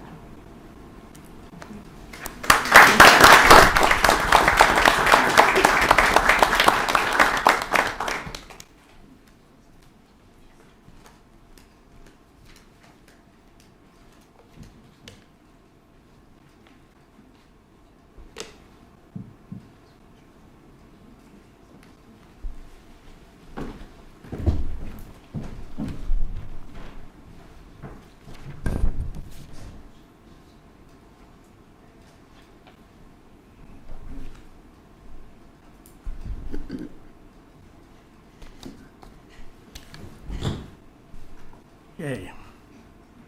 Now on to business. Next item is the approval of minutes for the work session and regular meeting minutes of June 5th, 2023. Is there a motion to approve the minutes? Motion to approve. Is there a second? Second. Motion is made and second. Any discussion? If not, all in favor signify by raising your hand. All opposed? You have no presentations tonight. So at this time, we'll open the public hearings. And the first item under public hearings is the utility system development fees for the city. And this is a public hearing. So, Mr. Manager and Santec, please. Yes, sir. Can we bring David Hyder up, our Stantec consultant? He should be online. I'm here, Tim. Good evening. There he is. Mr. Hyder, how are you, sir? I'm good. Thank you, Tim. Good. I'm going to run through the agenda memo and then see if council has any questions for you or myself before opening to the public hearing. The Public Water and Sewer System Development Fee Act was approved on July 20th, 2017, and grants local governments that own or operate municipal water and sewer systems the authority to assess system development fees for the provision of utility service to new development. Per North Carolina General Statute 161A-205, the City of Goldsboro contracted with Stantec Consulting Services Incorporated to conduct a water and sewer system development fee study. Per North Carolina General Statute 162A-209, the Stantec analysis was published in a report made available for a 45-day public comment period, which ended May 27th, 2023. There were no public comments. A public hearing is now required prior to the council considering adoption of the analysis with any modifications or revisions. Should council decide to implement system development fees, it may do so in its annual budget or a rate plan or ordinance, and shall update the system development fee analysis at least every 5 years. For North Carolina General Statute 162A-213, the fees may be collected at the time of application for a building permit, at the time of application for connection of the individual unit, or when water or sewer service is committed by the local government unit. System development fees are based on the cost of utility infrastructure, including but not limited to water supply facilities, treatment facilities, effluent disposal facilities, and transmission mains. System development fees serve as a mechanism by which growth can pay its own way and minimize the extent to which existing customers must bear the cost of facilities that will be used to service new customers. The System Development Fee Act outlines 3 primary approaches to calculation of system development fees: buy-in method, incremental marginal cost method, and combined cost method. The buy-in method was determined to be the most appropriate for the city since it has existing infrastructure capacity and limited defined capacity for expansion in the city's capital improvement plan. Tables 3.1 and 3.2 of the Stantec report identify the recommended calculated water and sewer system development fee schedules. An equivalent resident unit would pay $1,926 for water and $3,032 for sewer to buy into the existing utility system. Staff recommend an ordinance be developed for council to adopt the Stantec calculated water and sewer system development fee schedules identified in tables 3.1 and 3.2 of the report at the July 17th, 2023 council meeting. Those applying for a building permit or application for connection after August 1st, 2023 would be charged the applicable system development fee. Does council have any questions from Mr. Hyder or myself before moving to the public? Any questions? How does this compare to other communities around us, if you happen to have that data with you? Part of the presentation that Mr. Hyder gave before, we're pretty much right in the middle of the road. I saw from the other towns that you had shown us on your presentation at the retreat. Or it wasn't. Yeah. Yeah, these are right in the middle of what we typically see. Very comparable. Okay. Yes, we did. We were given a rate schedule. It's not a rate schedule per se, but a chart that showed where we are in the surrounding cities here in eastern North Carolina. Any other questions? Okay, so this is a public hearing. Anyone wishing to speak for or against the system development fees, please come forward at this time.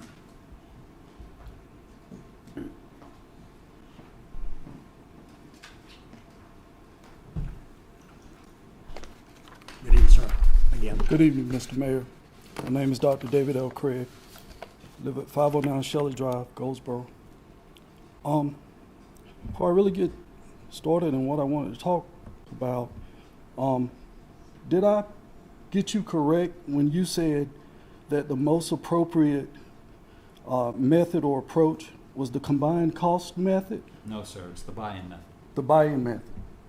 Okay. At this point in time. Maybe in the future, it Yeah, might be a yes, sir. combined hybrid method. Yes, sir. Okay, it is the buy-in method, according to the Stantec study. Well, let me say that the cost of constructing new water and sewer system capacity is not the same as the cost to maintain a water and sewer system's current capacity. I'm going to try not to rely too much on my notes and go off of my head. Part of the issue that I have is that part of the reason why we had previous rate increases in water and sewer was not only to maintain the system, but to increase the capacity. If you go back and you look at the videos over the past years, that was part of the argument as to why wastewater and water fees should be raised. It just was not for the maintenance of the current system. Indeed, when you look at the city CIP, the $85 million that was used to support proposed rate increases for a new water treatment plant, as well as the now $101 million for basins at the Water Reclamation Center, was not for current capacity or current usage, but for future capacity. So, what's going on? When we look at the fact, okay, that these utility rates for water and sewer were raised in part to increase capacity, and that capacity was not raised, and those monies were not used totally to maintain our current system, there's an issue. See, when we were sold the bill of goods, in terms of not just maintenance, but increased capacity, something happened. The city received $8.8 million in ARPA funds. And none of those funds have been used to increase capacity or to maintain our current water and sewer system. Not only that, during Stantec's presentation, I believe on 5/26, I may have the date wrong, but that he stated, that David Hyder stated that the city had over, I think it was $17.8 million in funds, in sustaining funds, enough for a year. Those funds have not been used to improve on the current sewer and water system, nor to increase the capacity. So basically, there's a surplus of utility funds that's being gathered by the city. So when you look at the monthly cash and investment report, the latest one has $52 million and some odd change dollars. What's happening is that the utility funds that are not used are then being transferred into the general fund.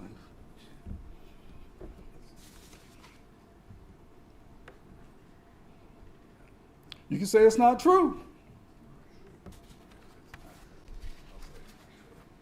Okay.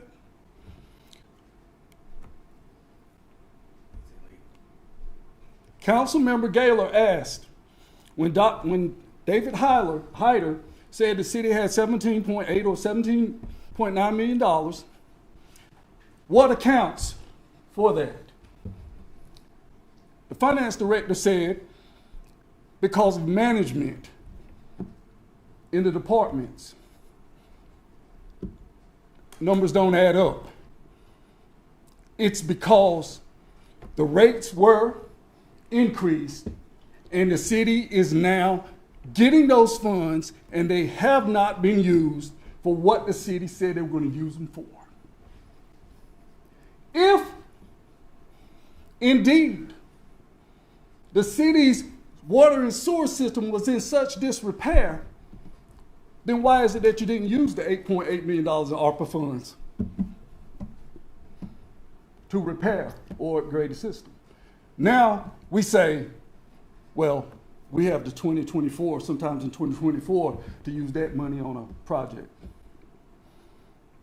I agree. It would be illegal for the city to do this. I've been saying that for a while, but it hasn't stopped the city from doing such. Now, to get to my point, I'm actually for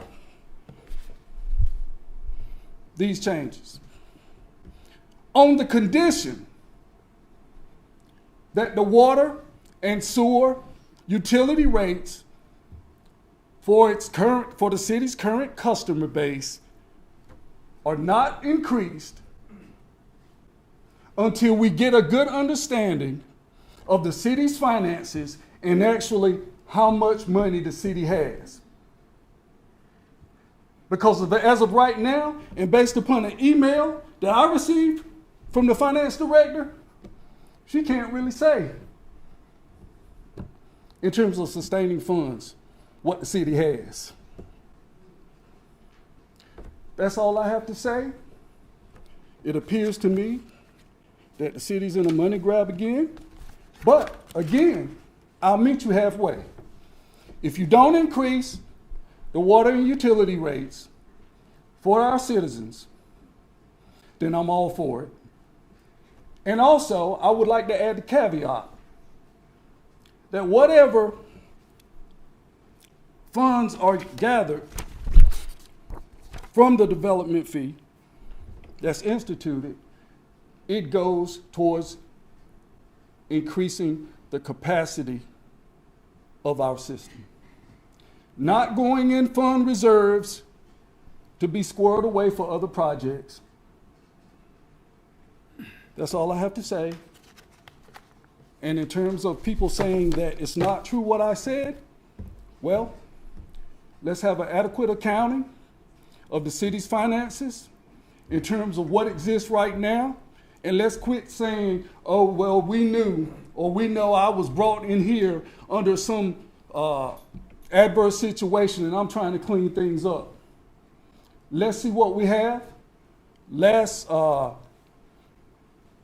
Run up the last election, council said that they were all for a forensic audit. After the election, things changed. That's what I have to say. And before you call me a liar, check your facts. Thank you. Thank you. Anyone else wishing to speak on this subject, please come forward.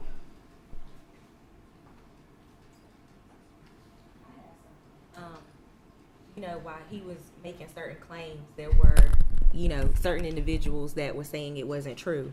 Set the record straight. I mean, here's the opportunity right now to set the record straight. If his claims are not true and accurate, then what are the facts right now? Because now we have a statement that has been made. We're saying that it's not true. This is not happening. So what's happening? Let's say it right now. What's happening? I think that one thing that said not true was the fact that we were using utility funds and putting them into the general funds, which is absolutely not correct. They're required to stay in separate accounts. So that's not questionable. What I'm concerned about is let's make sure, I think it's very important, we, as council, we're very accountable. We have a judicial requirement. And so we have to make sure that what anyone says is not true. So if it's not true, prove that it's not true.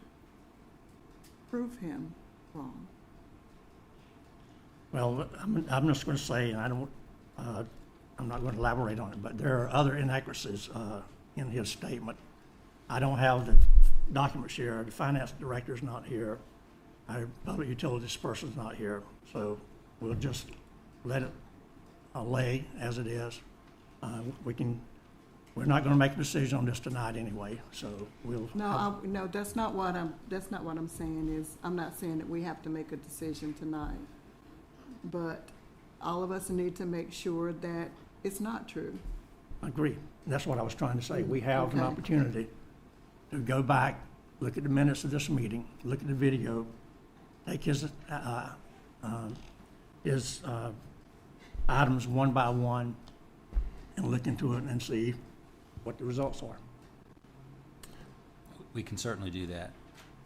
The issue at hand is, do you want to do a system development fee or not? Yep. Of which Dr. Craig is in favor. So, does council want to do that? Does council want to bring it? We can put an ordinance together for the July 17th meeting if council's interested, or not, but I need direction. Sure. One thing that was pointed out about manager is that it does have to, by statute, the system development be put in a segregated fund, not mixed with any money. So it goes into, you can call it whatever, capital fund for financing new wastewater treatment plant expansion. But that's what it does. It's in a lockbox. So that there was some question about they want to see it get spent anywhere else. Well, by the statutes, if we're going to do things with the law, and I think we do here. You need to walk up to the mic, Matt. There's a special accounting methodology for system development fees, and you can ask Mr. Hyder this if you want to, but it has to be put into its separate revenue fund so that it is earmarked exactly for that, for wastewater or water system improvements. So it can't be commingled with anything else. I just wanted to make sure that that was made clear. Thank you. David, anything to add? Yeah, no, that's very, very clear in the legislation. It cannot be used for anything else other than capital. It can be used for repair and replacement of the system. You can use it for expansion, but you cannot use it for capital. I'm sorry, for operating. And I would just add, to the extent that you don't have system development fees, the only revenue source that you have for the utilities is the existing user rates. So it does support, the ability to have growth pay for growth. Mr. Manager, can I make one more comment on just our rate system, like a lot of other towns, it's a two-tier system. So you've got your base rate and you've got your user amount. So that's your per 1,000 gallons amount. So your base rate is designed to cover your debt service. So when you have to do various types of expansions. So this is a tool that allows us to get money for future development while paying off our debt for, past improvements that we've made. And that's what this was done. That's what the buy-in method's about. But that rate system is sort of developed based on the amount of debt that you have. That's your base rate. And then your per 1,000 gallons is supposed to cover your operational cost. That's how rate systems are set up in a very big nutshell. Sir, you've had your 10 minutes. So I misspoke a while ago. Maybe I didn't say it right when I said not making decisions tonight. I was really referring to some of the allegations, not the system development fees itself. We do need to make a decision tonight on that. So I'll ask one more time. Is there anyone else that wishes to speak that has not been up here already? If not, I'm going to close the public hearing on this item, and council What do you want to do? You want to adopt the recommended rate fees? Mr. Mayor, I move that we adopt the recommended utility system development fee structure as presented. Is there a second? Second. Motion's made and second. Is there any discussion? If not, all in favor of adopting the previously presented utility system development fees, signify by raising your hand. All opposed? Motion carries. We'll come back, the manager will come back on the 17th of July for the resolution for adoption. Thank you, Mr. Hyder. We appreciate all the analysis. Thank you. Appreciate the opportunity. We'll be in touch on the ordinance to make sure we have that correct as well. Thank you very much. Have a good evening. Thank you, sir. Okay, the next item is Z623 Goldsboro Masonic Lodge, Residential 16, the general business.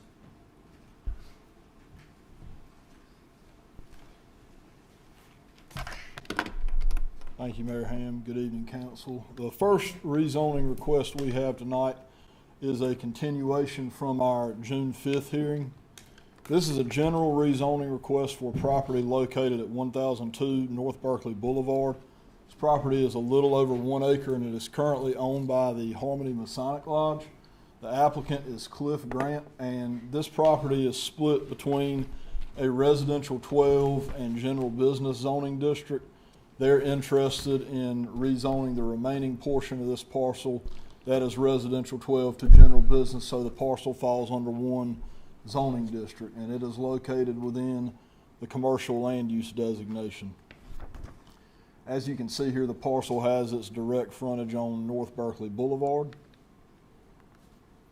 Looking at the existing zoning, that residential 12 is intended only for single-family and multifamily residential uses, where that general business district is going to cater to the largest amount of potential uses that could be located within the city. Being located on North Berkeley Boulevard, you do have predominantly general business zoning in the general vicinity, with some O&I 1 as well, and a little bit of residential adjacent to the parcel. So looking at a comparison here, just to give you a general idea of the types of uses you could see in that general business district, various auto type uses, things such as dry cleaning or a pawn shop as well could locate on the parcel. And here you can see the adjacent districts. And so looking at the land use plan recommendation, with this being located in the commercial designation, this proposed district is a corresponding district for that commercial designation. So it does align with the land use plan.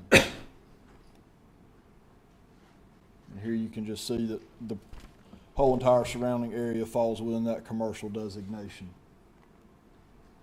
Whenever this went out for TRC review, due to the nature of this being a general rezoning with no specific use known for the property, there were not any comments generated.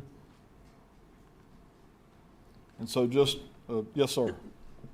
For the audience, explain what TRC is. I know what it is, but. Yeah, so that's a technical review committee.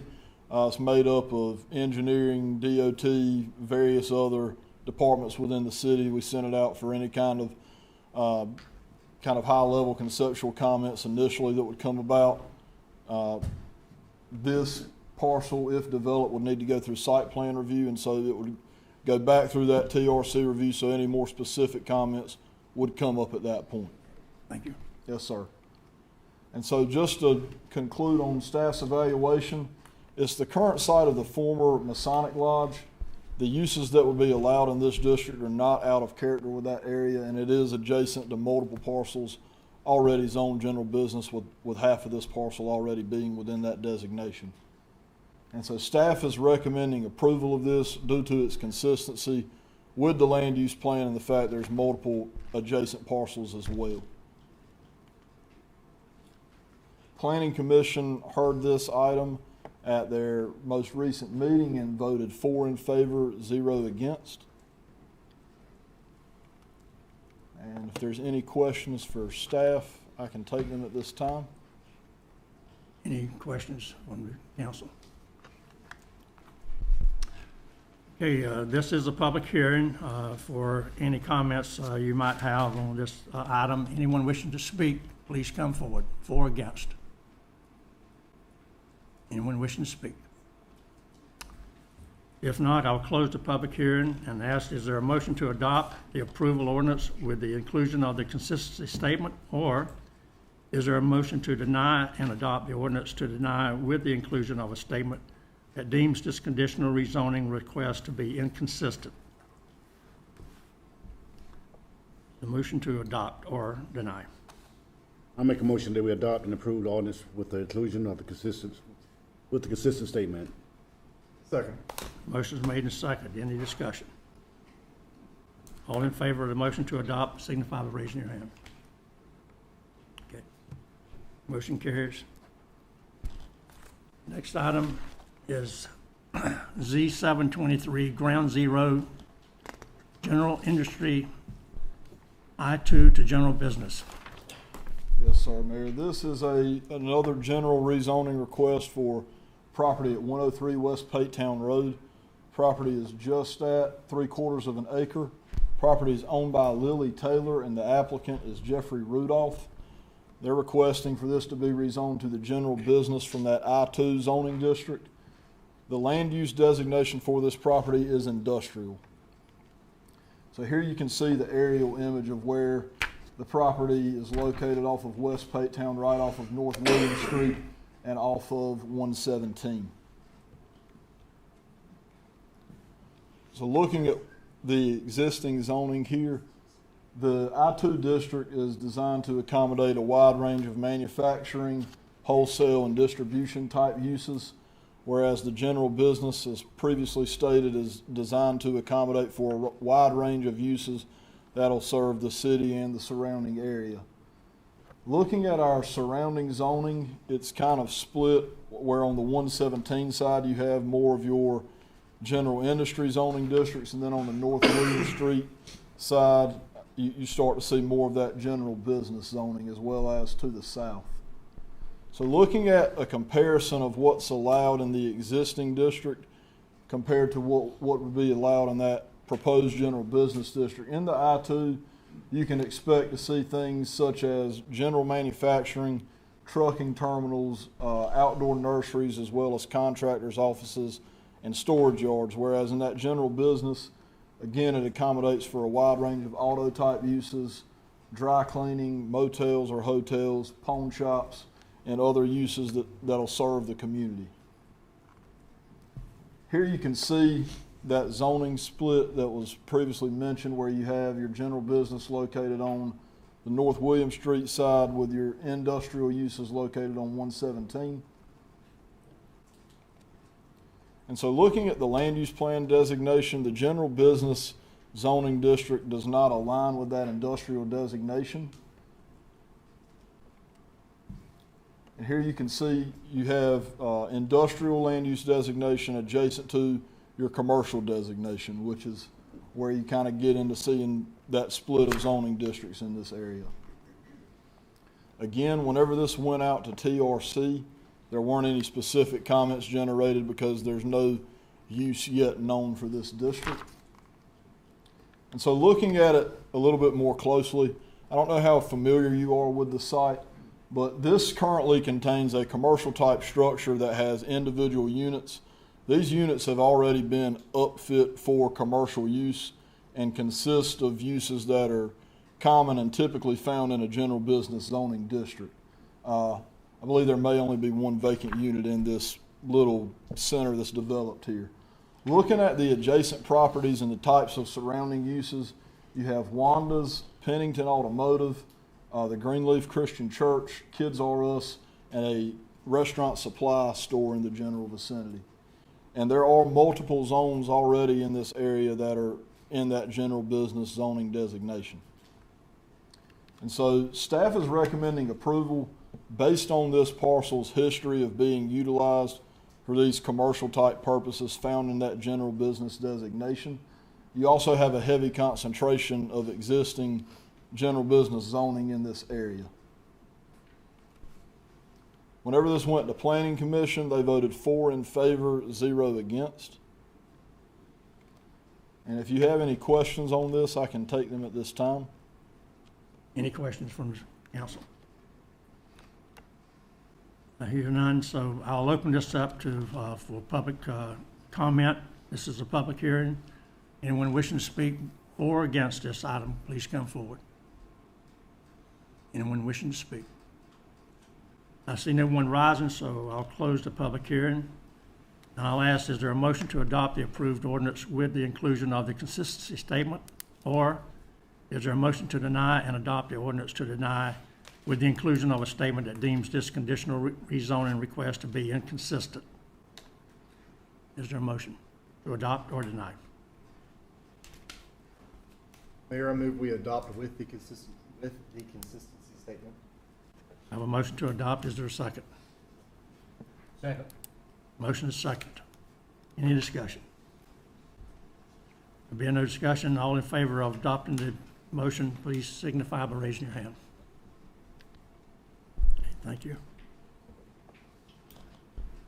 Next item is Z823, Performance East Residential 16 and 20A to Highway Businesses. Z, East Thomas Road, Paytown Road. Yes, sir, Mayor. This is parcels combined to be roughly 36 acres. Property is owned by J.D. Gupta. The applicant is N&M Rental Properties, Performance East.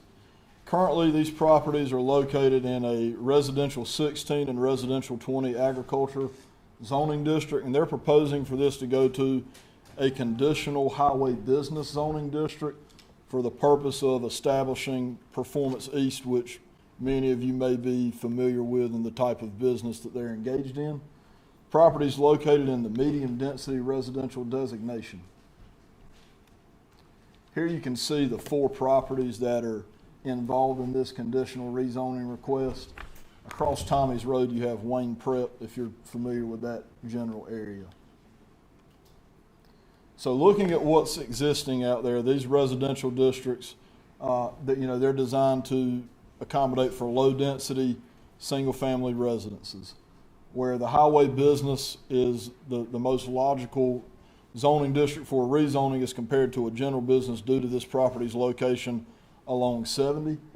This district is established to accommodate your highway-oriented retail and commercial uses, which are going to serve not only the city but non-resident traffic as well. Looking at the surrounding zoning, you do have residential zoning and office and institutional in that general vicinity. So when looking at a comparison here, with this being conditional, the only use that would be allowed in this proposed highway business district would be Performance East Power and Marine Sport or another business that operates under that same type of use. Here you can see where you have R16, and then where the school is and to the properties to the south, you have that O and I1 zoning there. And so with this being in the medium density residential designation, the highway business does not correspond with this zoning district.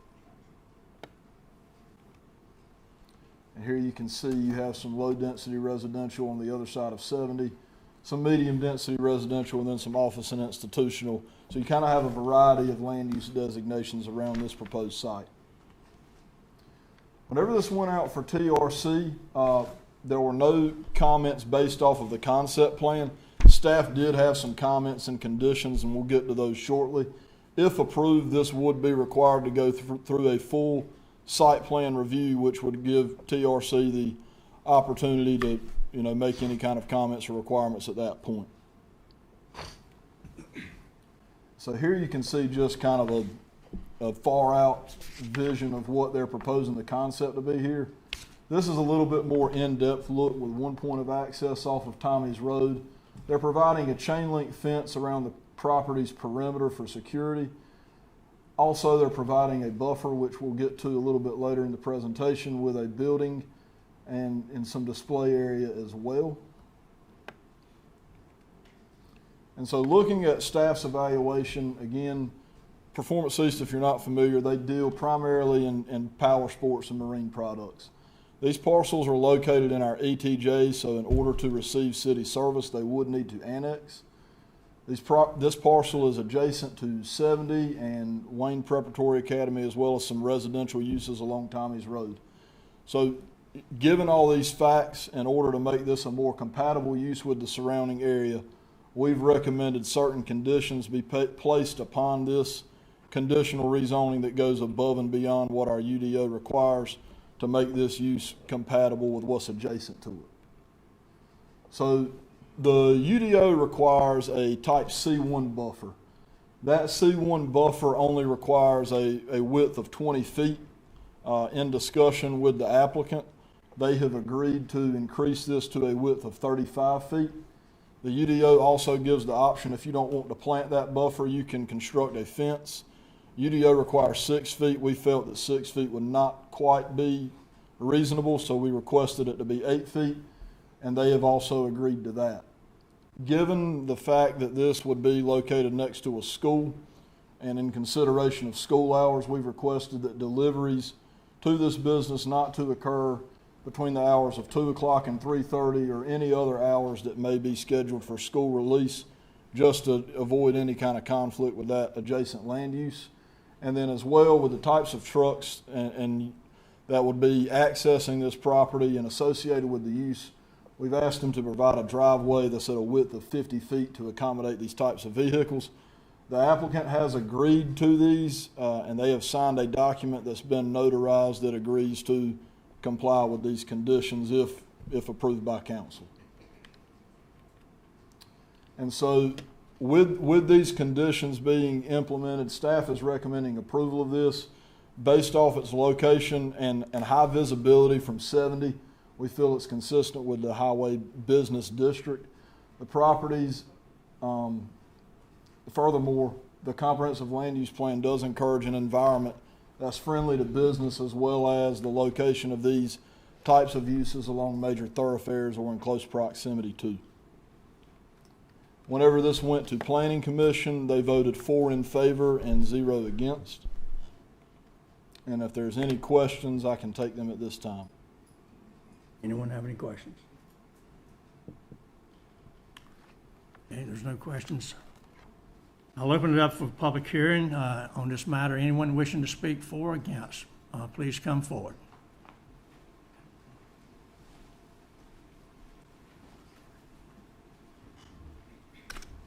Good evening, sir. Good evening. My name is Trey Taylor. I'm an attorney here in town with the law firm of Warren, Carl, Walston, Taylor, and Smith, and we're at 117 Ormond Avenue, Goldsboro. Mr. Mayor and City Council, Mr. Manager, Mr. Lawrence, good to see you. I want to speak in favor of this and request that you approve this recommended rezoning. Highway 70 bypass has changed the complexion of this neighborhood in this area, and it's highly unlikely that it be residential development right adjacent to a new 4-lane highway such as Highway 70 bypass.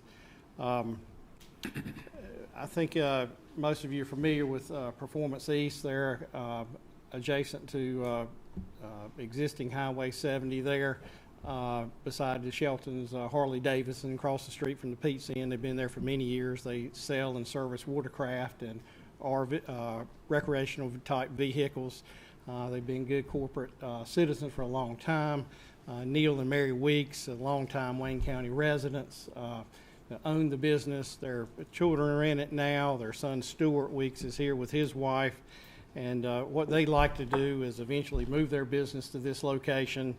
They definitely want to be good neighbors. They've agreed to every recommendation that the staff has suggested to protect the couple of houses that are there and the school that's across the street. In fact, on one end of the property, Stuart would ultimately like to build a house for his family and move his wife and children there and live there. So certainly if they're going to live in the area, they're not going to build a development that would not be conducive to being a good neighbor in the area. So we would ask that you approve that, and I'll be glad to answer any particular questions that you might have. Any questions, Mr. Taylor? Okay, sir, thank you. Thank you. Anyone else wishing to speak for or against this, please come forward. Anyone else? I see no one coming forward, so I'll close the public hearing on this matter. And I'll ask the council, is there a motion to adopt the approved ordinance, the approval of the ordinance with the conclusion of the consistency statement, or is there a motion to deny and adopt the ordinance to deny with the inclusion of a statement that deems this conditional rezoning request to be inconsistent? Is there a motion to adopt or deny?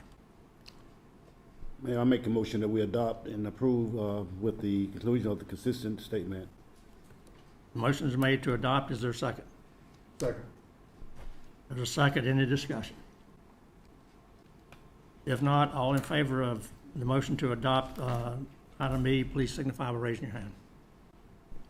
Okay, motion carries. All right, sir, continue. Final rezoning tonight is another conditional rezoning request.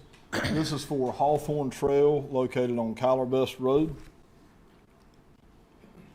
This is a rezoning request for 3 properties that total roughly 27.54 acres.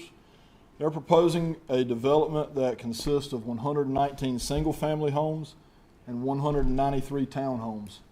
Property is owned by Best Allen Associates. The applicant is BRD Land and Investment. Currently, these properties lie within 2 separate zoning districts, one of those being O&I 1, the other being the shopping center zoning district. They're proposing this to go to a residential 6 conditional zoning district for the purpose of creating this planned residential development. The properties fall within 3 separate land uses, with 2 land uses really comprising the majority of the acreage here, that being mixed use and O&I 1 with conservation located on the back end where you do have wetlands.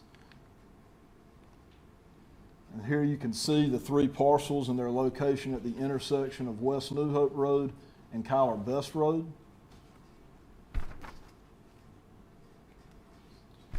And so looking at the existing zoning districts here, the O&I 1 has been established to provide for the development of offices and community institutions that are going to require locations close to these residential and commercial uses. The shopping center has been established to provide for a mix of office and retail service establishments in one large planned development. With what's being proposed here, this residential would be for, as previously stated, the 119 single-family homes, 193 townhomes. Looking at your surrounding zoning out here, you do have residential, some office and institutional. You also have neighborhood business located at the intersection of West New Hope and Kyler Best as well.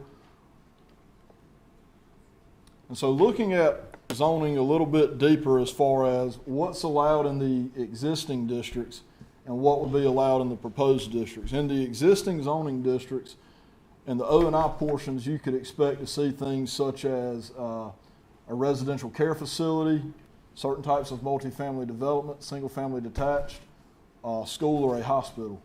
In the shopping center zoning district, you could see these things permitted by right, things such as single-family detached, an ABC store, auto use, convenience stores, grocery stores that exceed 30,000 square feet, a shopping center that would exceed 30,000 square feet, a mini warehouse, or even a theater. Whereas with the proposed zoning district, the only thing that would be allowed on this property would be a residential PUD not to exceed 119 single-family homes or 193 townhomes. And here you can see just the general area where you have residential, some O&I 1 along Kyler Best, as well as that neighborhood business located there at the intersection. So looking at the land use plan designation, the mixed use 1 is designed to encourage a mixture of uses that are going to have a minimum impact on the adjacent areas, where that O&I 1 is, or office and institutional, is going to be given to areas that have already developed as such to prevent potential conflicting land uses. The R6 district does not correspond with either one of these land use designations. Here you can see that mixed use kind of has been generated around that intersection point there with O and I falling around it to serve as the buffer to the residential uses. So whenever this went out for TRC, there were no comments. Staff did have some comments and conditions that we will get to, and the applicant has already began the TIA process, which at this time that TIA process has been completed. So here you can see a concept of what is being proposed here. 2 access points on Kyler Best, one aligning with Glenda's Drive, the other just to the east of that back toward the intersection. They're not proposing any direct access on the West New Hope Road. Part of the conditions that we'll get to was we would like to see some trails incorporated around the stormwater ponds and in the area back toward that conservation area. And the developer also will get into this, or the applicant will get into this a little bit later. They've, kind of gone above and beyond really what staff has asked for with the development of these trails and the connection into our existing trail adjacent to the hospital on the other side. This is just kind of more of an in-depth look here, with the brown units being the townhomes, the light orange and the yellow being the single family, some of those being on slightly smaller lot sizes than the other. And so 64 of those single family lots are to be at a width of 50 feet, with 55 of those lots being at a width of 40 feet. Looking at the surrounding area and how this area has developed, you have Glenda's Point subdivision, you have Kyler Best Apartments, the Pentecostal Christian Assembly, Brighton Academy, the Mimosa Park subdivision across New Hope Road, and then there's some undeveloped land as well. And so looking at this proposal in order to make this more compatible with the surrounding area and to benefit future residents of this PUD, and in turn with what the developer is proposing, it would benefit the city as well in some aspect, we've recommended certain conditions be placed upon this conditional rezoning request. One of those be that existing walking trail that fronts along West New Hope Road, we've asked that they would continue to extend that down Kyler Best Road. They have agreed to do so. I previously spoke about the walking and biking trails we requested. They've agreed to that as well. They've also completed their TIA, and we do have a signed notarized document with the applicant giving their consent to these conditions. So speaking on the TIA, this is an excerpt from that TIA. It shows in red the improvements that would be required to be made by the developer. So coming off of West New Hope Road, it's a 200-foot right turn lane that they would need to put in there. There's recommended signal modifications there to accommodate for that, as well as on Glenda's Drive, a left turn lane coming off of Kyler Best Road going into that entrance. And then at access point B, you can see the proposed types of access that would need to be installed there. And the applicant can go further in depth on that as well. And so looking at this, staff is recommending approval based on the fact that this development would not be out of character with the overall residential uses of this surrounding area. While staff does agree and believe a mixed-use development that would incorporate both residential and commercial elements would be an ideal use for this property, we cannot recommend denial of this rezoning request. This development would also aid in satisfying the growing demand for housing in the city of Goldsboro. And the existing water and sewer there supports a higher density development. The applicant will also touch on this. There have been some water pressure issues here in the past. Some of the improvements that the developer would make to this site here would actually help alleviate some of those. And so whenever this went to Planning Commission at their most recent meeting, they voted 3 in favor and 1 against for this conditional rezoning request. And Mayor, at this time, if you have any questions for me, I can answer them. If not, the applicant is here and there is a slide deck that they would like to present. So however you'd like to proceed with that. Go back to your slide that speaks to the walking trail down Kyler Best Road. Yes, sir. Says the full extent of just the property line? Yeah, so pretty much wherever this property has frontage on Kyler Best Road, they would extend that up to the terminus of their property line, so to continue Right. That's that what I trail just wanted to going. clarify. Yes, sir. Any other questions from the council? Okay, this is a public hearing for. Do you want to let the applicant Oh, yeah, I'm sorry. present? Yep.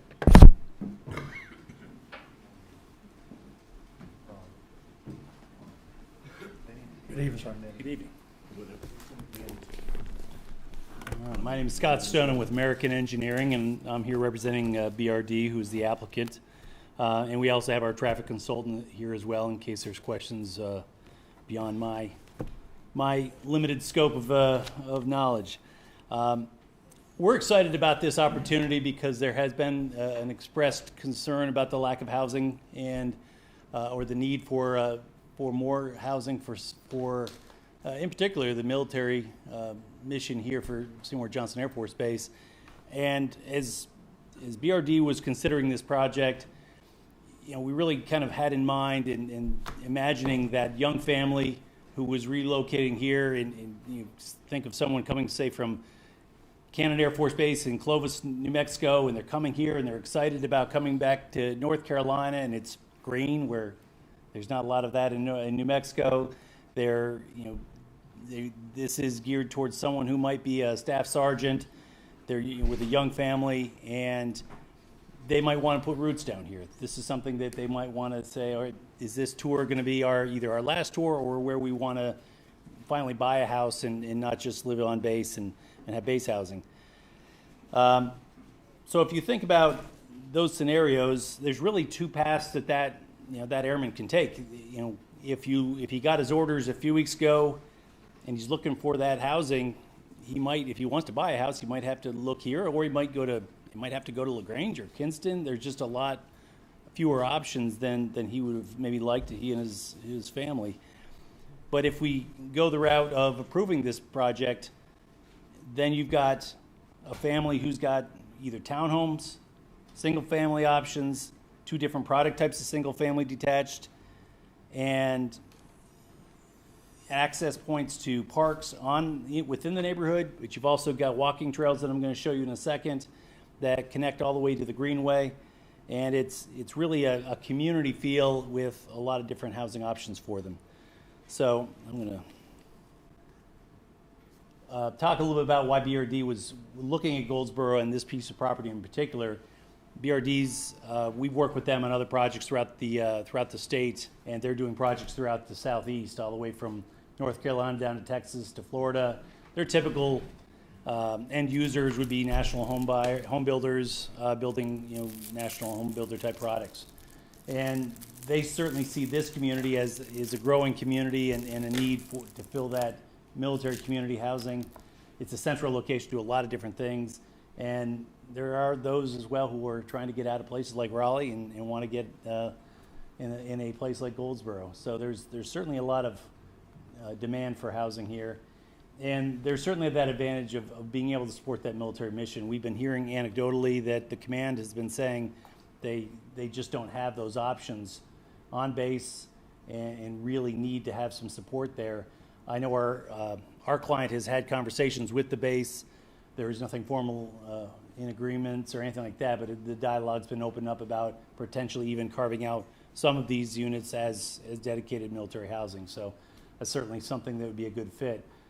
What I wanted to kind of stress too is that, because I know price points are one of those things that we're not supposed to talk about, but yet it's always a thing that's always on people's minds. But this is going to be market rate housing. It's got to be what the market is, and the market's going to be compared to what's housing around it, but also what's that E5, that staff sergeant? What can they afford to do? Or that second lieutenant that's coming in? It shouldn't have to be a lieutenant colonel or somebody hired that their pay scale is the only ones that can afford it. We know that E5's got a limited housing allowance, and they've got to be able to afford this house. So that's the target market, and that's the kind of housing we anticipate would be in this case. So I'm going to go through a few of the different elements that we are proposing as part of this community, and it's going to expand some greenway and connections and some pedestrian trails. We're going to go into depth there a little bit. I really appreciate all the input I've gotten from both the neighbors and from others in the community that have helped us kind of evolve. This plan has evolved over the last several months from the neighborhood meeting to now, and incorporating a lot of the ideas we've heard. I know that the neighbors would probably just assume that there is, nothing built there, but that's, what we are proposing we think is a better option than what has already been zoned there. So this future Greenway connection, I want to kind of help orientate you a little bit to the Greenway, overall Reedy Branch Greenway and where this property is. And that's a gorgeous amenity that I've been hearing some in the community don't even realize is there yet or haven't accessed yet. And this would be a direct, could be a direct connection straight to that Greenway. If you look at kind of where we're talking about up in that, west, I guess the left side there, that'd be that direct connection in. The idea that came up about having some of the trails in kind of an amenity around the stormwater ponds. We're going to talk a little bit more about the stormwater ponds in a second, but if you look at that, that's a picture up there in the top right of the hospital, and that's a great amenity for the hospital where they're incorporating ponds, and it's not just functional for stormwater quality, but it's walking trails and so forth. So we can foresee there being some sort of a duplication of that kind of a feel. As I already mentioned, the new public multi-use path that we connect in, so that's all along Kyler Best, and then it would connect in with the existing multi-use path. And so you've got that connection, not just for the neighbors or for the residents of this community, but all those surrounding, to be able to get to the Greenway directly. It's a public sidewalk, it's a public neighborhood that's not gated, so they could connect from across the street to the Greenway through direct connections. And one more thing I want to mention as well.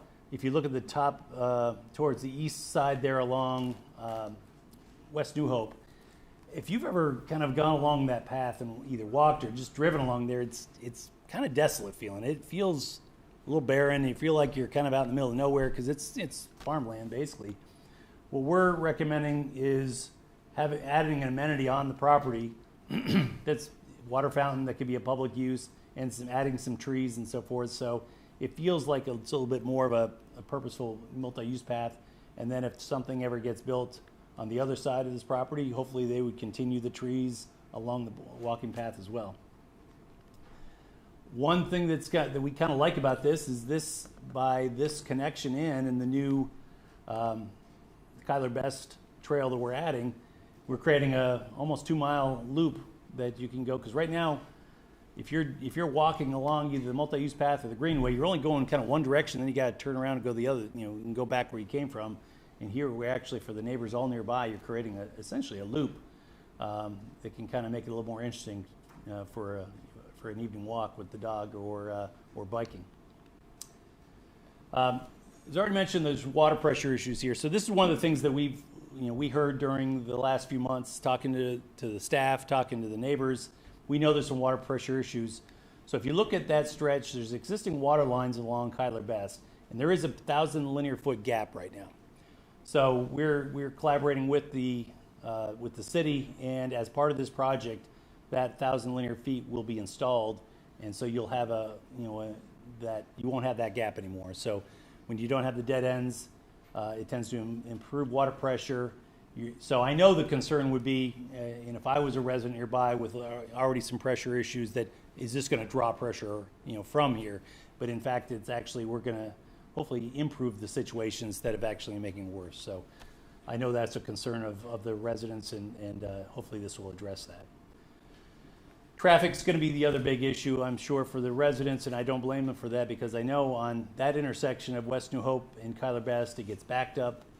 The signal is there. It's an existing signal, but with the traffic improvements, and the TIA has been submitted to NCDOT. It's in draft form, and we're waiting on comments from NCDOT. But under the current zoning right now, without any approvals from council, it would be more than 80% more traffic under the current zoning than what we're proposing. This is essentially a down zoning in terms of intensity and density and uses. So 16,000 less cars per day from this property under ours than under what can be done by right currently. So it is, I know the preferred option would be to have nothing built there, but that's, you know, that it can be built right now with a lot more traffic than what we're proposing. So hopefully that's an improvement. A couple things I want to point out to you as well on this. So if you look at the red, that's essentially the edge of where our development would be. One of the most, I know NCDOT has had this on their STIP, and then it was off the STIP, and it was back on, and it continues to be a challenge of when NCDOT would fund some improvements at this intersection. One of the most important things we found across the state in scoring and how it moves up the list in the STIP is the right-of-way acquisition, and that big cost can be one of the biggest costs in moving a project forward. And as you can see where the right-of-way is, so the gray on the top one is where the width of an existing additional lane on both of those roads, and you can see where we'd be adding the turn lane. And then the edge of the development is pretty far off of that future lane. So there's plenty of room for the widening to occur, you know, for whatever we do, plus whatever NCDOT needs to do as well. And that's, you know, so nothing we're doing here is going to impact that, because it's, whether this happens or not, there are improvements that are needed for the project. So a little bit more, you can see where the turn lanes are coming in. The one on West New Hope going right, and then the one coming in on Kyler Best. So I know another issue that we heard from neighbors is stormwater. There are some flooding issues. I think where those are probably occurring is in some of the floodplain areas, but I know there's concerns. If I was a neighbor, I would be concerned about, is this going to make my problems worse, or is it going to make it better? And we always fear it's going to make it worse, but in fact, everything on this property is going to drain away from the nearby residents, and it's going to go to 2 stormwater detention ponds.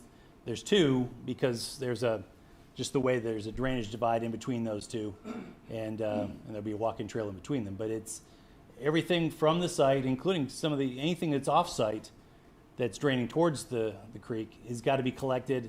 It's going to go through curb and gutter, and it's going to come out into those stormwater detention ponds. So that will not have an adverse effect on the neighbors. If anything, it could make the situation hopefully better. This is where you've seen this one already of where we are. There was considerations. Do we want to put something on West New Hope as a connection? It's just too close to the intersection, plus it's a signalized intersection, and it would be, we think, dangerous to add another driveway there.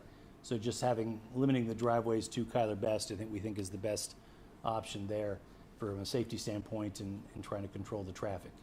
So I know this is going to be more than what's there now, but again, it's a down zoning from what's currently allowed. And if you looked at some of the mixed use plans in the land use plan that the city has adopted, it would bring a lot more traffic than what our proposed project would bring.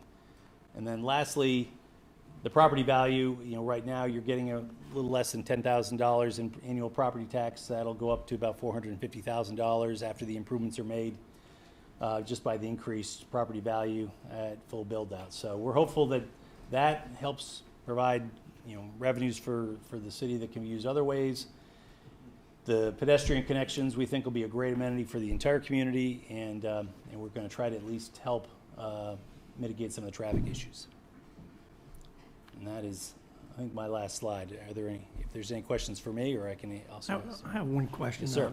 On your turn lanes off of New Hope Road. Yes, sir. Is there current right-of-way land to accommodate that, or would they have to take some of? No, there's existing right-of-way now. I'm going to go back to this. So if you look at, that gray rudimentary thing, that's on the right-of-way? That is within the right-of-way. So Okay. that orange line right there, that's to the left of that, is the parcel boundary. Okay. So there's plenty of land there. They could do. There's more. You could put a lane plus. You don't even need an easement for construction. I've been talking. We have a monthly transportation meeting. That's always a topic of discussion there, that particular intersection. Yeah, I'm sure. And so there's going to have to be, those improvements will be helpful, and but it is a challenge there right now. Any other questions? I have one. So, I mean, this is my district, and you seem to have touched each of the concerns to the best that you possibly could have. If you get this, what is the likelihood of actually bringing this project to fruition, and over what sort of a time frame? So this is so the likelihood of it moving forward, I would say that if this is approved, I would say within the next week after that, we would start going into the design. So BRD is the applicant, and they're not one that's just going to market it elsewhere. They're going to take it all the way through construction drawings and have it ready to be permitted and start construction. So the construction drawings and the full survey, we're probably looking at, and working with the town and NCDOT, or the city and NCDOT, you're probably looking at 6 to 9 months before we're ready to break ground. So let's just say within 12 months, we're turning dirt, hopefully.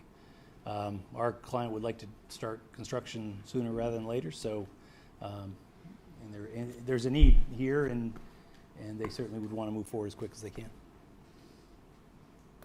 Any other questions? All right, thank you, sir. Sure, thank you. Congratulations. So again, this is a public hearing for this issue. Anyone wishing to speak for or against, please come forward. Give us your name, please. Mr. Mayor, City Council, my name is Shirley Salt, and I live in Mimosa Park. And I'm thankful that the gentleman listened to a lot of the concerns that myself and some of my neighbors had at the hearing that was held at the center there before. It looks like some of the issues were addressed. However, I do want to point out a few things. With a total of 312 units, if you use the formula of 2 cars per unit, that's 624 cars coming out onto that intersection directly across from Glenda's Point, and probably less than 300 feet, I'm guesstimating, from the stoplight on West New Hope Road, which is a very heavily serviced road, and it's a real nightmare. If you were to look at the plans that he had that was up there where the townhouses are, there is overflow parking, 4 different areas in that map area with overflow parking. I looked at it with a magnifying glass, and I'm guessing, I haven't seen, I've got the small plan, but that would be approximately 40 plus cars in the overflow designated parking that they have there. So you're talking, upwards of 700 cars coming and going from there, like maybe on the weekend. And some of these homes, it's great that they're going to be a development, but some of these homes are going to be maybe 3 bedrooms. Some of these townhouses are going to have multiple adults and multiple drivers. So you're talking more than 2 cars per home. So at a slight estimate, you're talking 624 cars coming out there. On a weekend, on a visitation, on functions, that's 700 cars coming out there directly across the street. And that is bumper to bumper, and it's just a nightmare. I know they've done the study, but when you hear the numbers of cars that are going to be there, it really is an eye-opener. I'm glad they addressed the turning lanes. I'm glad they did the DOT study, and the water pressure was a big issue that we addressed. When this first came out, and I got a copy of the plan a while back, I made 120 copies and took them to my closest neighbors, and 97 people called me back with concerns about this development. And the primary concern was the traffic that's there and the water pressure. Also, where that pedestrian path, the walking path that he's talking about that goes along West New Hope, right now there's just a crosswalk there. And a lot of times when you're sitting at the light, you can see the walkers and the runners going along and almost getting hit by cars, turning and ignoring those people. If you add 600 or 700 more cars, it's going to be even worse. So what some of the walkers and runners in my neighborhood have asked me to ask is there a way that they can put some other kind of lighting system, should this project go through, at that intersection right there at West New Hope and Kyler Best, right where that is going to be widening. You pretty much got an idea what I'm talking about there. And then when I went to the first presentation, they spoke about these housing being workforce housing. And there was much concern on what the price valuation were going to be on these homes, because are they going to be comparable to the price of the other two neighborhoods? Is it going to be up? Is it going to be down? How is that going to affect? And the biggest, we never got an answer for that, for the price point, especially the townhouses. And what concerned me tonight, I was happy with a lot of things that they said, positive, but one thing that concerned me, and I'm retired military, so is that the possibility that they turn some of this into military housing. I'm not anti-military housing, but the whole big thing of this was going to be a permanent community stability without a lot of moving in and out and that kind of thing. And if this were to be, what parts are going to be turned into military housing? Is it going to be the townhouses or what? That's the first time I've heard that. So you've heard our major concerns. So thank you. Thank you. Anyone else wishing to speak, please come forward.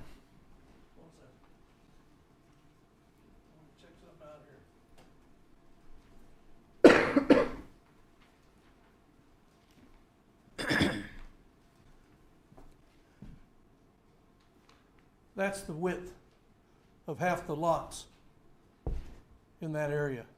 They're 40 feet wide. How big of a house can you put on a 40-foot wide lot? Even a 50-foot wide lot. My guess is they're not going to be very big. As a result, they're going to take, I live in Old Farm, and they're going to take my property values and affect them directly. Now you look at the entrance, or the entrance point that aligns with Glennis Point, and you've got a left turn lane there. That's one of two ways to get out of Old Farm and Glennis Point, is that. And if you got a left turn lane there with, as she said, bunches and bunches of cars coming in and out or going in, we're going to be stuck at that stop sign if we want to turn left, because that left turn lane is going to block us from getting out one of our two main exits or entries from Glennis Point and Old Farm Development. So I have a very big issue with that. I'm a little worked up over this, as you can tell. They just did a whole bunch of work on Kyler Best. They just repaved it. They just actually put in a couple turn lanes into some of the other developments that, oh, by the way, the other apartment complexes that have gone in there in the last year or two, and another one that's being built right now.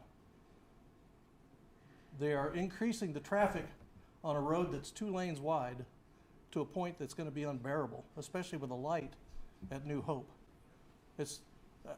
There are many days where it's hard to get even out of that exit out of excuse me, Glennis Point, because the traffic at the light is backed up past that exit point for us. So it's almost impossible to get out on any given day. Those lots, that surprised me when he told me, when he said that those lots were only going to be 40 feet wide or 50 feet wide. That's going to be a pretty small house that you're going to be putting on there, and that, again, bothers me. What else? As I was saying, there must be a better place to build based on the circle around Kyler Best to New Hope, down Harding, back over to Kyler Best in front of the Outback there.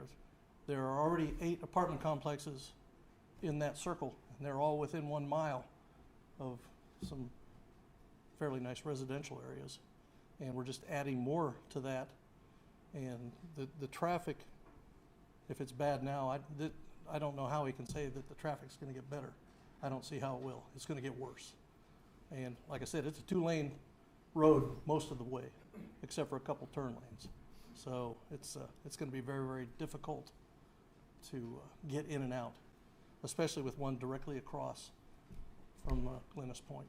So as you can tell, I'm not in favor of this, and I would ask that the council and the mayor please reconsider whether or not this gets approved for rezoning, because I don't think it'll be a benefit to the people that are already there. Thank you. Thank you. Anyone else wishes to speak?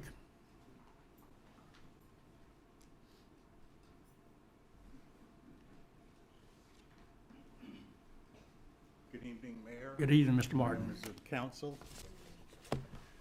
I am also opposed to this development at this time, and for many of the reasons that have already been expressed, so I will not go into them. I do have some concerns, though, that have not been mentioned, and my concerns have to do with, is the city prepared to deal with the service requirements that are going to be necessary to service these 300-plus homes? And from what I understand, they would begin this project approximately a year. Will these Department of Transportation changes take place before they start? Or are they going to build, and then after it's all set up, they're going to go about widening Kyla Bess and putting in those lane changes?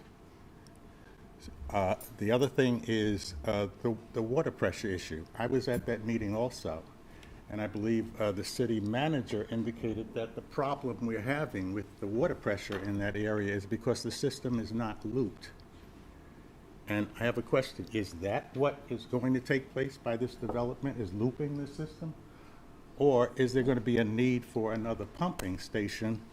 And I was listening and heard something about a pumping station. That's item P, I believe, that has been tabled. So are we going to deal with the problems that we have? And I'm happy to see that there are some that have you know, the developer has looked into and come up with some solutions too. But I don't think the city is ready or will be ready within the next few years, 2 years, to be able to provide the support services in terms of water, public works. I mean, we have issues now with public works where they don't have the equipment needed to service the people that we have now in Goldsboro. And here we're going to give 300 plus more homes added to this. We need to get that straightened out first before we make any additional proposals like this or approve any additional proposals like this. And I am in favor of housing, of Goldsboro adding housing at all economic levels. We need more housing, but we don't need to jump into this thing when we're not ready, because it'll turn out to be a total disaster. And then the people in that area will be living in that total disaster until these adjustments and things are made in terms of the traffic, the additional traffic. And that's a serious problem, especially with Kyla Bess. We talk about a right turn lane off of West New Hope. We need a right turn lane also off of Kyla Bess Road. Because in the evenings, what happens is most of the traffic is making a left-hand turn, but there are some cars that are sitting there in that backup that's making a right turn on that. So we need that put in there, even if this project isn't put through, and we need that as soon as possible. So thank you for your time. Thank you, Mr. Martin. I believe the representative from BRD indicated that water would be a loop. Is that correct? Yeah, there's a gap now. There's two dead ends right now, and that would close it. Anyone else wishing to speak, please come forward.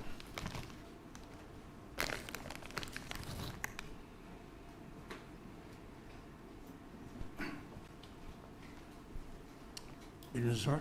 Yes, sir.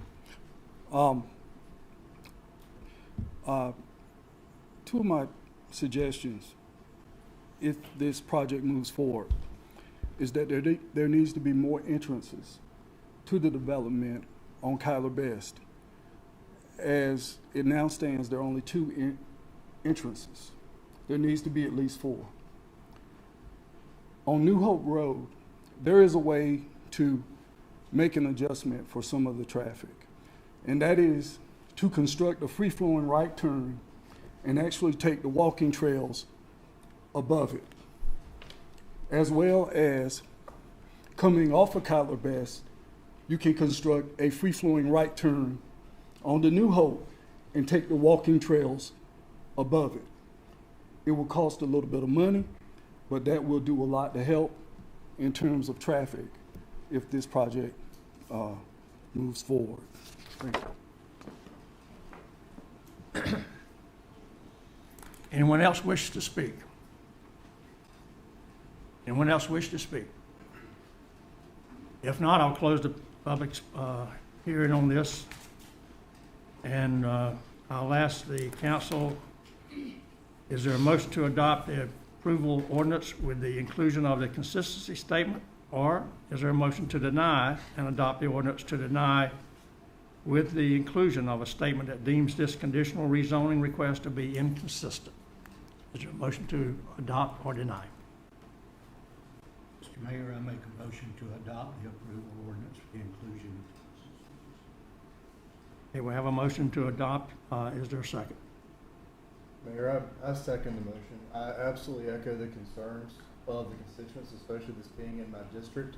But I believe they can be addressed, and I believe that of all the different developers that we've seen come forward, no one has wanted to address as many public services in their development at their cost as this one. And given that housing is a direct need, as evidenced by the basis presentation at our retreat as part of our strategic plan for the city, I second, and I believe that we can address these issues. So we have a motion and a second. Is there any discussion, any further discussion? If not, all those in favor of adopting the motion to adopt the approval ordinance with the inclusion of a consistency statement signify by raising your hand.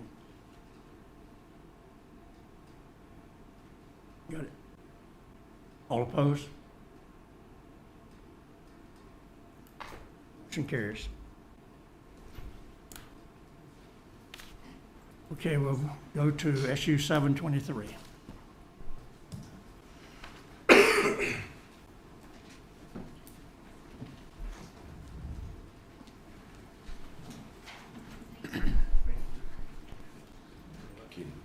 Yes, sir.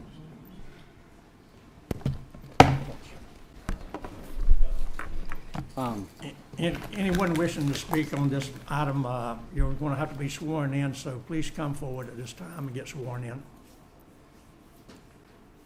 Okay. Are you asking?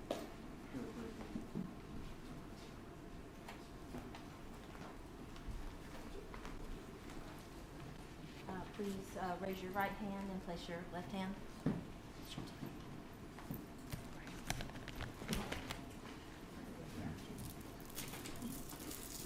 Do you swear that the comments you're about to give are the truth and nothing but the truth, so help you God? Okay, Mr. Talton. Good evening, council. Good to see everybody. Good to see you too. Glad to be back in the house. So, as the mayor said, this is a quasi-judicial public hearing. Any and all testimony is required to be sworn in by the Madam Clerk, and that evidence will be considered as material, relevant, and competent, and you'll use those to make findings of this case, that it meets our standards in our ordinance, and by doing so, you'll use that to make a decision at the end of this case before you tonight. Let's get you here. So, the location is for a proposed bingo hall at 1406 West Grantham Street. The owner applicant is Juan Non Home. current zoning is general business. Land use designation is commercial. And again, the applicant is requesting a special use permit to establish a bingo hall at this location. Looking at the aerial to your right and left, you'll see this is located next to a Jolly General Store, an existing residential structure to the west. The general business zoning district is established to accommodate the widest ranges of uses, providing general goods and services to the community. As you see, the present zoning for the location is general business, with shopping center to the east of the property and general industry to the left, with office and institutional to the south of the subject property. The commercial designation is based off of proximity to existing major transportation corridors and commercial development. This designation encourages infill development at existing commercial sites. Our land use plan calls for commercial in this particular area, with industrial to the west and O&I to the south. Due to the nature of the proposal, the TRC, our Technical Review Committee, was not asked to review. As you'll see there is a conceptual site plan of the existing structure, the building, and 36 parking spaces that are available to accommodate the proposed use along West Grantham Street. The next slide illustrates the floor plan of the proposed bingo hall. You'll see approximately, let's see. Bingo hall have a maximum occupancy of 60 to 65 occupants, including employees. The concept plan shows a total of 30 bingo tables with 2 seats per table within the facility. The hours of operation are Monday through Sunday from 2 o'clock to 12 o'clock, with a maximum amount of employees as 5. The site can again accommodate up to 36 parking spaces.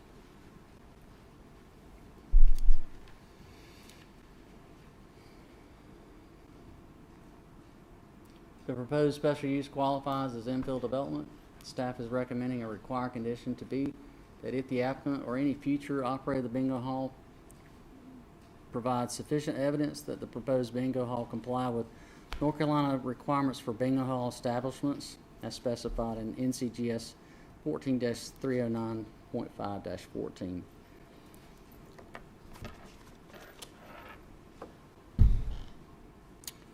At this time, I'll be glad to entertain any questions of staff.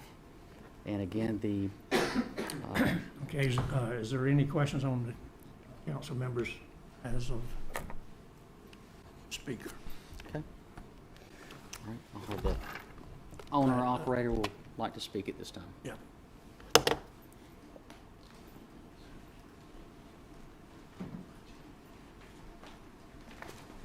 Good evening, sir and ma'am.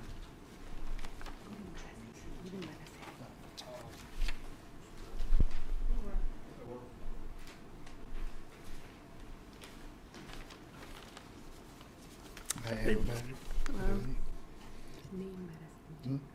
Yeah. I am Won Nam Hong. I am here to get a permit to open King's Bingo Hall located at 1406 West Grantham Street. Yes. Is there any question that a council member has of the speakers? Anyone wants? Have you operated a bingo hall someplace else before? Yes, sir. May I ask where? North Carolina Fairview. Okay, so you've done this before. Yes. Any other questions? Okay, thank you. Thank you very much. How long have you lived in Goldsboro, sir? How long have you lived in Goldsboro? Goldsboro? Just 2 months. All right, thank you. Okay, so this is a public hearing. I'll open it up, and anyone else that wishes to speak, if you haven't, if you wish to speak, you still have to be sworn in. So, anyone wishing to speak, please come forward. I see no one rising, so I'll close the public hearing, and there are four options to this motion, so bear with me. Is there a motion that the use will not materially endanger the public health or safety? Applicant will be required to provide sufficient evidence that the proposed bingo hall comply with North Carolina State's requirements for bingo hall establishments as specified in North Carolina General Statutes 14-309.5-14 before issuance of SU 723. And that's number one. Number two, is there a motion that the use will not substantially injure the beneficial use of adjoining or abutting property? Let me back up a second. Let me take one at a time here. Let me go back to the first. Is there a motion? Is there a motion, first of all, to adopt the first motion that I read? I got ahead of myself. Motion. We have a motion to adopt. Is there a second? Second. Any discussion? All in favor signify by raising your hand. Or opposed? Okay, now let me go to the second item. Is there a motion that the use will not substantially injure the beneficial use of adjoining or abutting property? That's the motion. Is there a second? Second. Second. Okay. Any discussion? All in favor signify by raising your hand. Okay. Is there a motion that the use will be in harmony with existing development and uses within the area in which it is located? Is there a motion for that?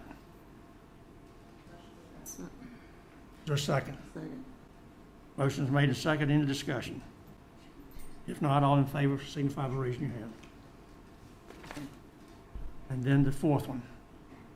Is there a motion that the use will be in general conformity with the City of Goldsboro's comprehensive land use plan? Motion to adopt. Is there a second? Okay. Is there any? Second. Okay. Motion is made and second. Any discussion? You got that? Okay. All in favor signify by raising your hand. Mayor, we'll have a written decision prepared for you at our next regularly scheduled council meeting. Okay, thank you. Thank you. Okay, next on the list is SU 923, Deep Space Tattoo Parlor.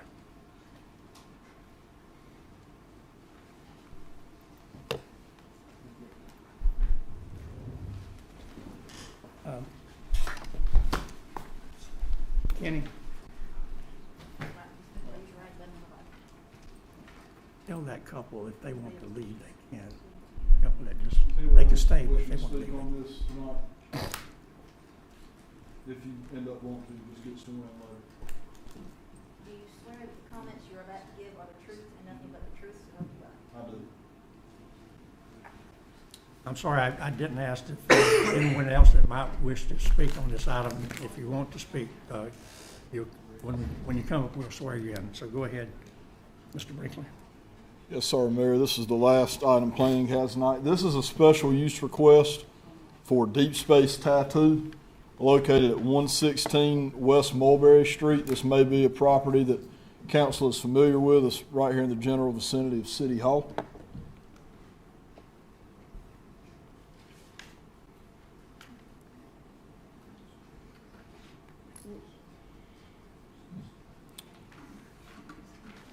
There we go.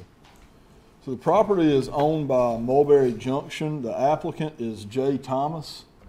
And this property is located in the CBD zoning district mixed use downtown designation. And they're requesting a special use permit to establish a tattoo parlor. As you can see here where 116 West Mulberry Street is, this is located across from St. Stephen's Church. If council remembers, a little under, I guess probably 8 months ago, there was a text amendment that allows for tattoo parlors in the CBD. So looking at the central business district, as we know, This district's been established to strengthen the concentration of commercial service and residential and institutional uses that are going to serve our entire community and region. It encourages a mix of high-intensity uses that are pedestrian-oriented that are designed around our existing core. Here you can see that the entire area all falls within that central business district. Looking at the land use plan recommendation falling within the mixed-use downtown designation, this focuses on the improvement of the overall downtown Goldsboro area, and it does identify infill development as being essential to downtown Goldsboro and being a key component of it. Here you can see mixed-use downtown comprises the land use for the entire area.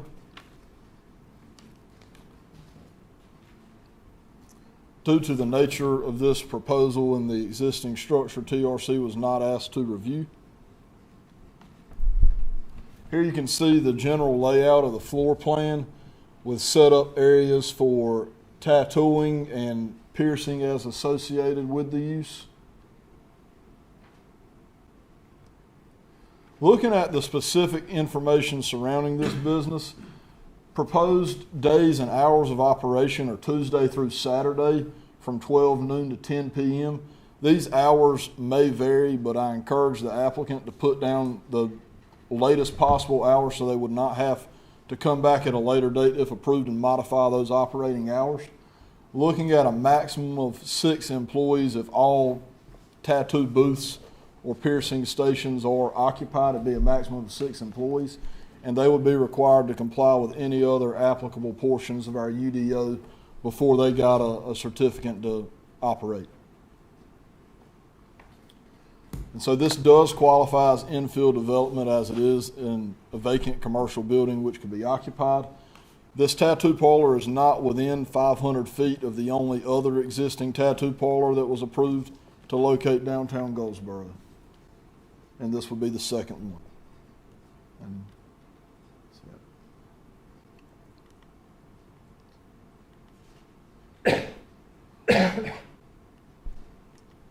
I don't know what's going on, but if there's any questions from council, I can take them at this time.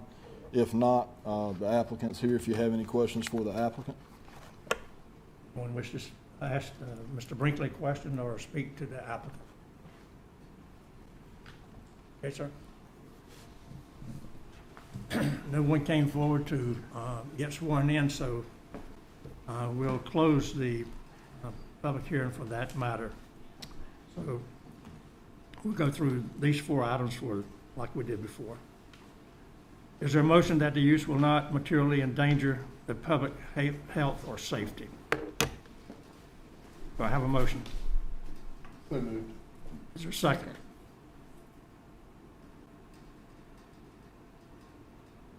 Is there a second? A second. I'm sorry, I didn't hear you. Is there any discussion? Being no discussion, we have a motion and a second. All signify by raising your hand. All opposed? Item 2, is there a motion that the use will not substantially injure the beneficial use of adjoining or abutting property? Motion. So moved. Second. Motion is made and second. Any discussion? If not, all in favor signify by raising your hand.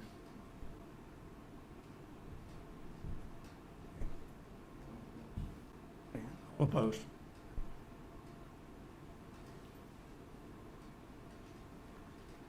Is there a motion that the use will be in harmony with existing development and uses within the area in which it is located? Is there a motion? So moved. Second. Motion is made and second. Any discussion? There being no discussion, all in favor signify by raising your hand. All opposed?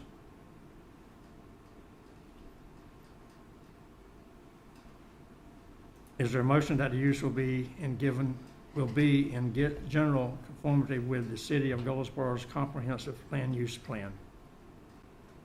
Is there a motion? So moved. Second. Motion is made and second. Any discussion? If not, all in favor signify by raising your hand. All opposed? I don't believe I asked on item 1 for those opposed to signify by raising your hand. I did? Okay, all right, good. Okay, good. So, motion carries. That's the end of our public comment period, excuse me, my public hearing period. Now we will go into the, and I'm going to close that, by the way. I'm going to open the public comment period at this time. And Madam Clerk, you have a list. Yes, sir. First we have Mr. David Craig. Okay, as a reminder, we have allocated 30 minutes for public comment period. Each speaker is given 3 minutes. At 2 minutes and 30 seconds, you'll hear a beep, and at the conclusion, every 3 minutes, you'll hear a double beep. So let me get the clock started here, sir. Yes, sir. I just came for a point of clarification. Earlier tonight, I did say general fund, and that was incorrect. But I would like to note that during the June 7, 2021 work session, Catherine Gwynn, when asked about utility funds that were unused for projects, she says, if monies are not used, it lapses back into the budget and it helps to build the fund balance. Again, that is the work session that was held on June 7, 2021. Thank you. That's the utility fund balance. She's not talking about the general fund.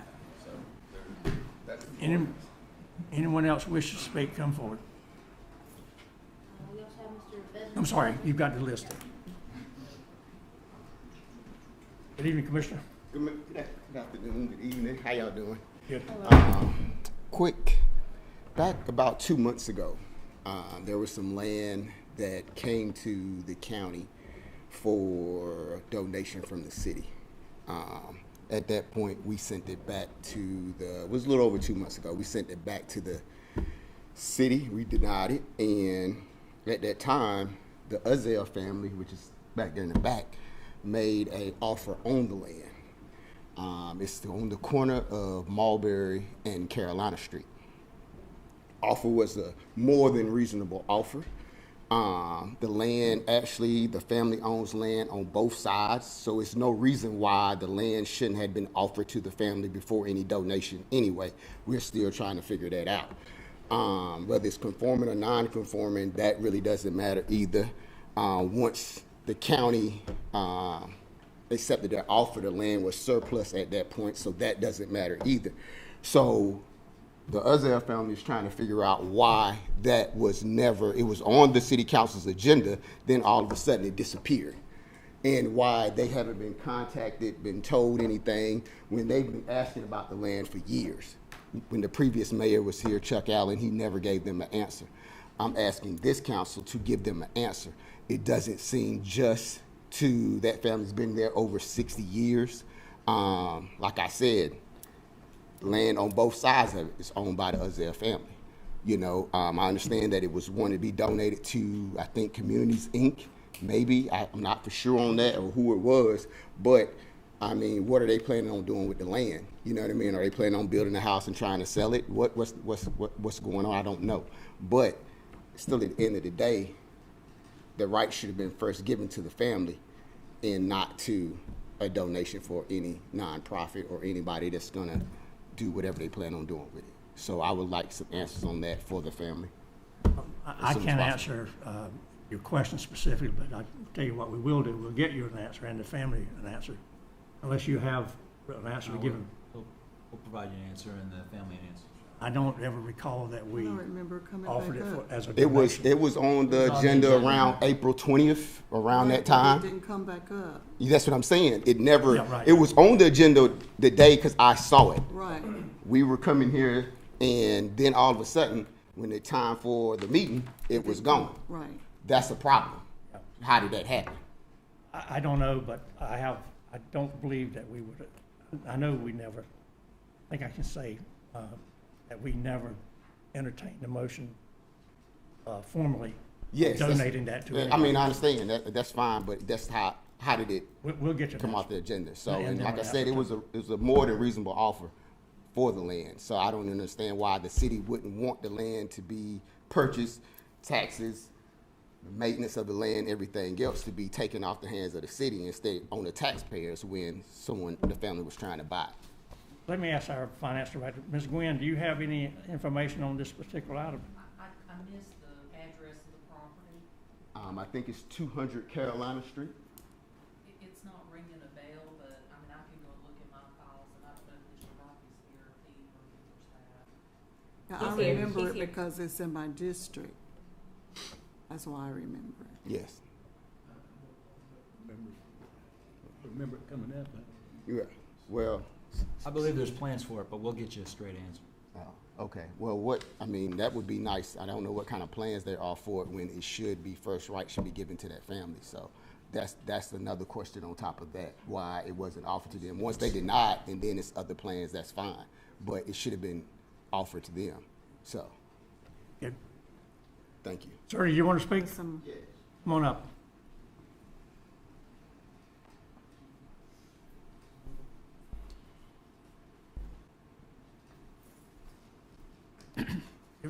Give us your name, please.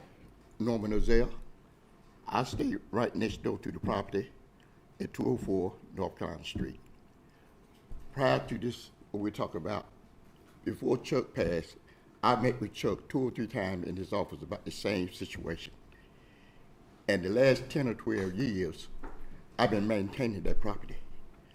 An L-shaped fence. My in-laws stayed on one side, the other one stayed on the other side of the property.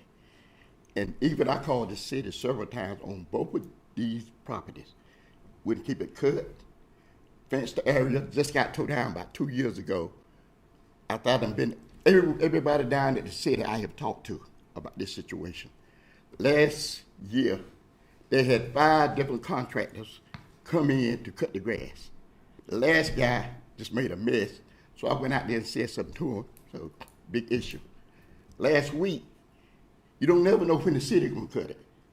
They came by the other day, cut outside the walkway, took off. The grass is just sometimes this high. My brother had it cut 3 or 4 times last year. I had cut it. It's a fence area there for 10 or 12, 15 years. With no one would take the fence down. For 10 or 12 years, I maintained that property, cutting it down so it wouldn't look so bad. I talked to the, I think Mr. Gundry, one of the guys before he left the city, and they talked to me about another young man that was in charge. So I called him, and even on the Ash Streets, Carolina side, the walkway, L-shaped fence, turn here, go back toward Mulberry down Carolina Street, which the sidewalk now needs to be fixed, which is sunk in. The wire from the fence was built, went down inside the walkway. People coming by, tripping. I called the city several times. My sister called the city several times. Finally, last year before last, they come there and took their area down. Still, when I was questioning about the fence, the L-shaped fence, adjacent to my driveway, finally, I got the second guy that came in with the city, and he came out and looked at it. And there were so many changes going on, like who to see, who was in charge, they couldn't do this. But for 10, 12, 15 years, I've been taking care of that property. And on the right side of me, the same situation, grass that high. And we called the city, my brother did, to find out who owned that. And I was called there and I was asking, well, why don't they take care of the property? And no one could give me an answer. And finally, I told her I've been cutting it. And she said, well, Mr. Uzzell, probably the fact is that you've been cutting it sometime. I said, but you never know when someone's gonna come and cut the grass. It's high now. Like I said, the other day, the guy came, he went by the outside of the walkway, he took off, went down the street by the railroad track and came back and gone. I've been doing Sir, for 10, your time's 15 years. expired here. Huh? Your time's expired. Okay, well still, I will see what the problem can be, taking care of that solution. Well, I would say that you're commended for taking care of the property. Right. And I'm sorry, I'm going to apologize to you on behalf of the city if there's been some issues there with who was responsible, who wasn't. We know we do hire contractors to do that, and sometimes we have issues with those contractors. Right, I do know that too. Okay. Thank you, sir. Thank you. Can we, follow up with SLP? Yes, ma'am. Anyone else wish to speak? Please come forward. Anyone wish to speak? If not, I'll close the public comment period and we'll go to the consent agenda items for approval. Yes, sir. Consent agenda items I through Y, with the exception of V and W, presented for council approval. Is there a motion to approve the consent agenda items I through Y with the exception of V and W? So moved. Second. Motion made and seconded in discussion. If not, Madam Clerk, would you call the roll? Mary Ann? Yes. Councilwoman Jones? No. Councilman Broadway? Yes. Mayor Pro Tem Matthews? Yes. Councilman Gaylor? Yes. Councilman Bass? Yes. All right, the motion carries. Okay, for items requiring individual action, we have amending Chapter 117, push cart and mobile food unit vendors of the city of Goldsboro.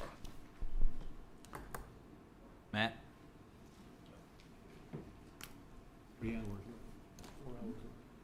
Thank you, Mr. Mayor, members of council.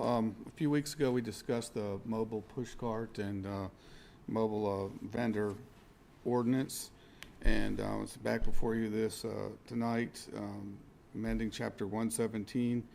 Essentially, what we did is we looked at some other ordinances from some other places and also took our own ordinances and made some changes to it from the last time. One specific change was to, I think it's explicitly written in there, if you're a non-competing restaurant or something like that, you can have a mobile push cart or something out there in front of your premise or your restaurant.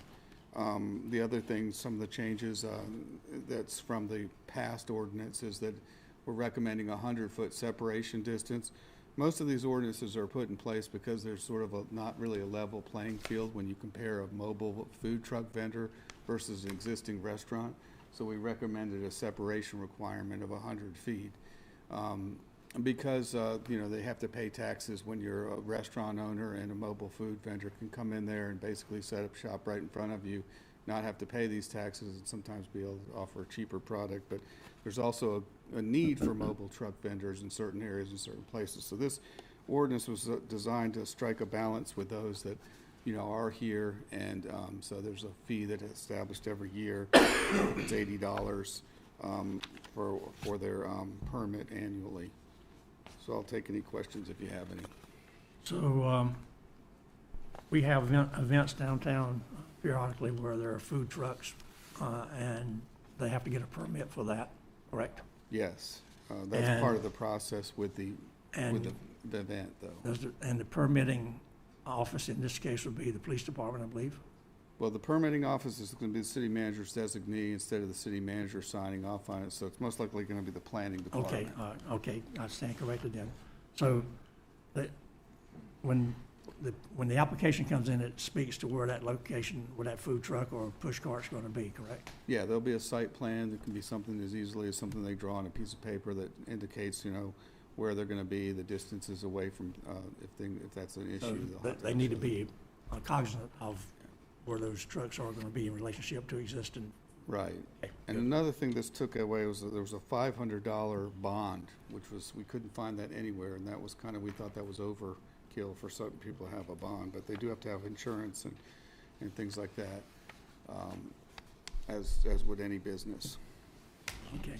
I see a lot of red here, so there's been a lot of corrections to this. Well, a lot of additions from our existing ordinances, and what these, and like I said, this one came, some of this came from the city of Apex or the town of Apex. Yeah. Okay. You heard the comments there on the amending of Chapter 117, push cart mobile food vendors. Is there a motion to adopt the ordinance amending Chapter 117, push cart and mobile food unit vendors of the city of Goldsboro's Code of Ordinance? Move to adopt. Is there a second? Second. Is there any discussion? If not, all in favor signify by raising your hand. Have a consensus here. Thank you. So the next item is item V on the consent agenda, which is the adoption of a resolution for utility fees and charges for FY '23 and '24. And I believe Councilwoman Jones had a question. I wanted to ask, the consent agenda, if it had the budget inside of it, I just cannot honestly approve the budget with the increases of the utility and the stormwater. And I wanted to talk to the council about, see if you could work with me about doing a utility freeze for the elderly and the disabled. How would you feel about doing that? Well, You can't do it because of rate discrimination. Yeah, that's a statutory. Yeah, that's a statutory issue. Yes, ma'am. Okay. Yes, ma'am. Okay, all right. And the other thing, I'm asked, and I'm trying to do everything that I can possible for the constituents. That's why I did not agree to the consent agenda, because there's so many things in there that I do agree with. And then the other thing is, I have been in contact with EPA. I know that Dr. Craig has spoken about the rates and the monies and where they are, and we need to look at that. But I have been in I've reached out to the EPA to see if there are any grants or funds that we could help with, that we could get help with getting monies to help with the rates, so that we wouldn't have to go up on the rates.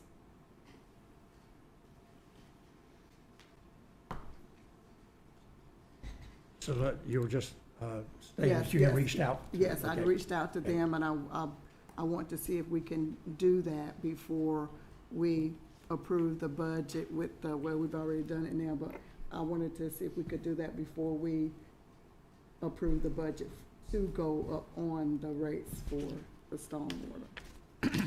Well, we're still dealing with item V. You removed Okay. it off the consent. Okay, so if we haven't approved it, let's see what we can do about doing that. I have reached out to them and see if they can get back with me to see if we can get some monies. I would recommend we let Catherine brief the item, and then if there are any comments from that, to discuss it. Okay. Okay, so now I have to ask a question about the agenda that we just approved, because the budget was not inside this. That you removed it.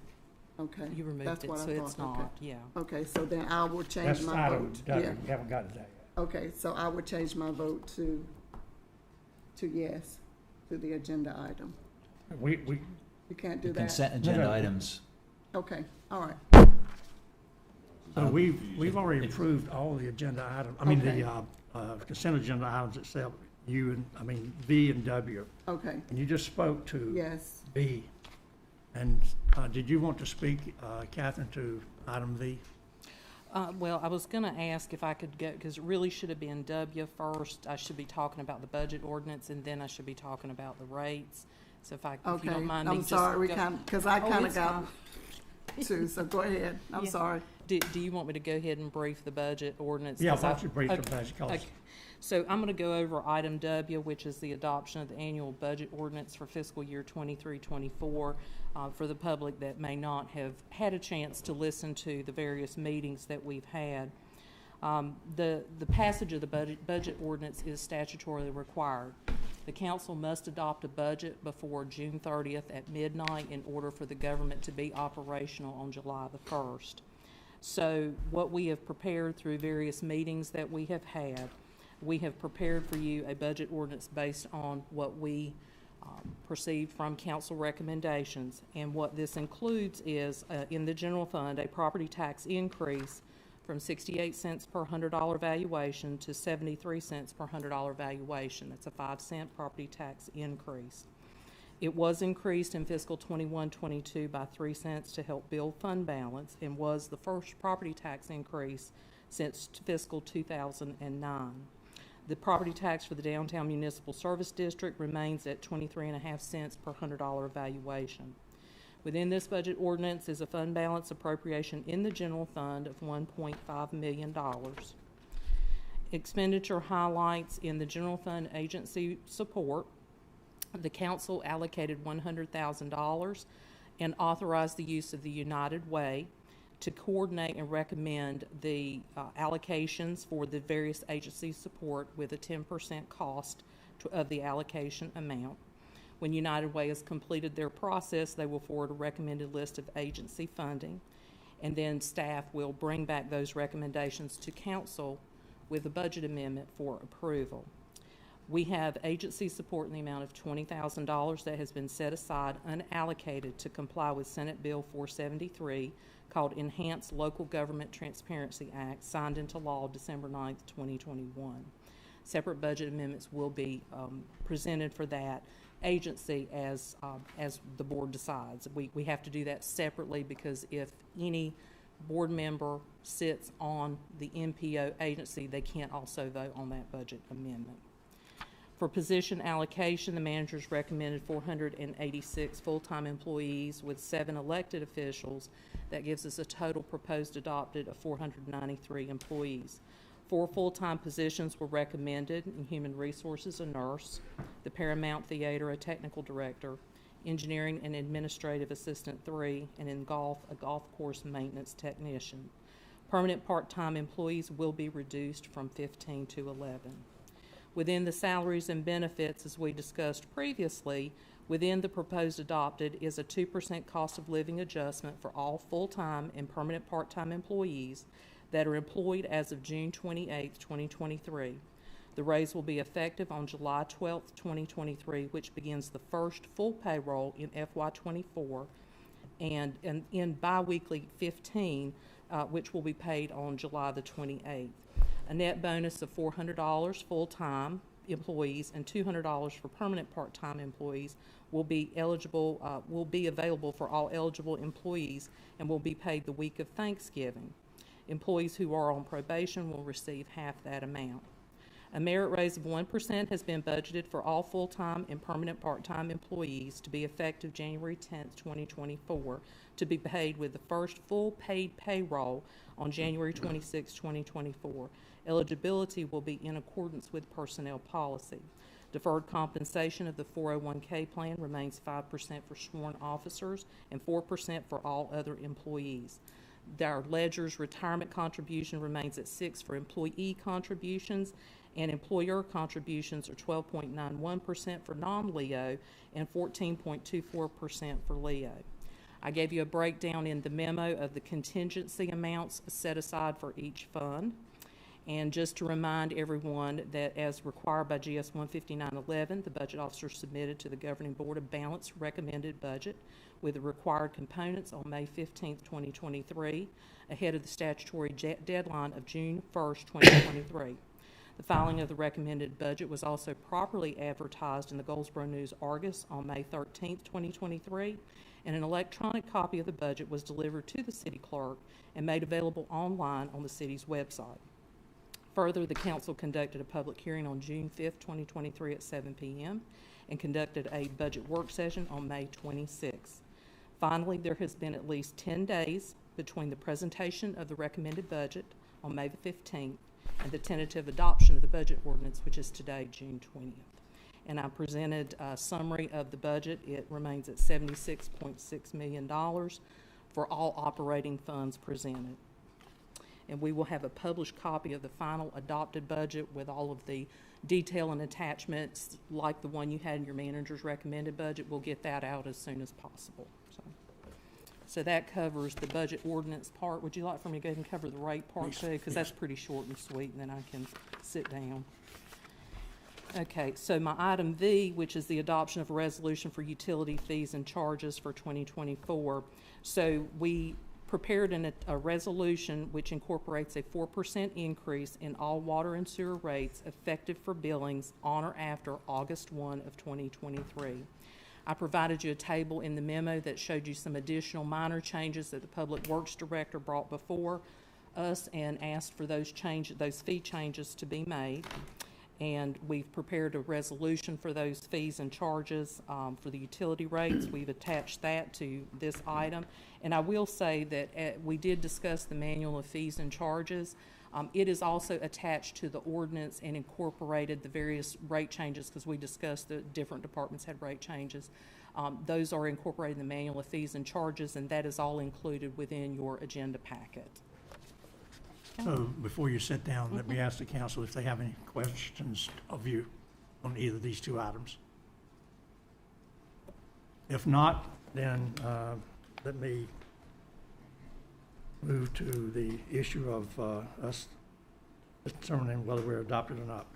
So on the item, I'm going to take them in the manner in which you presented them, which is reverse of what we have them on the book.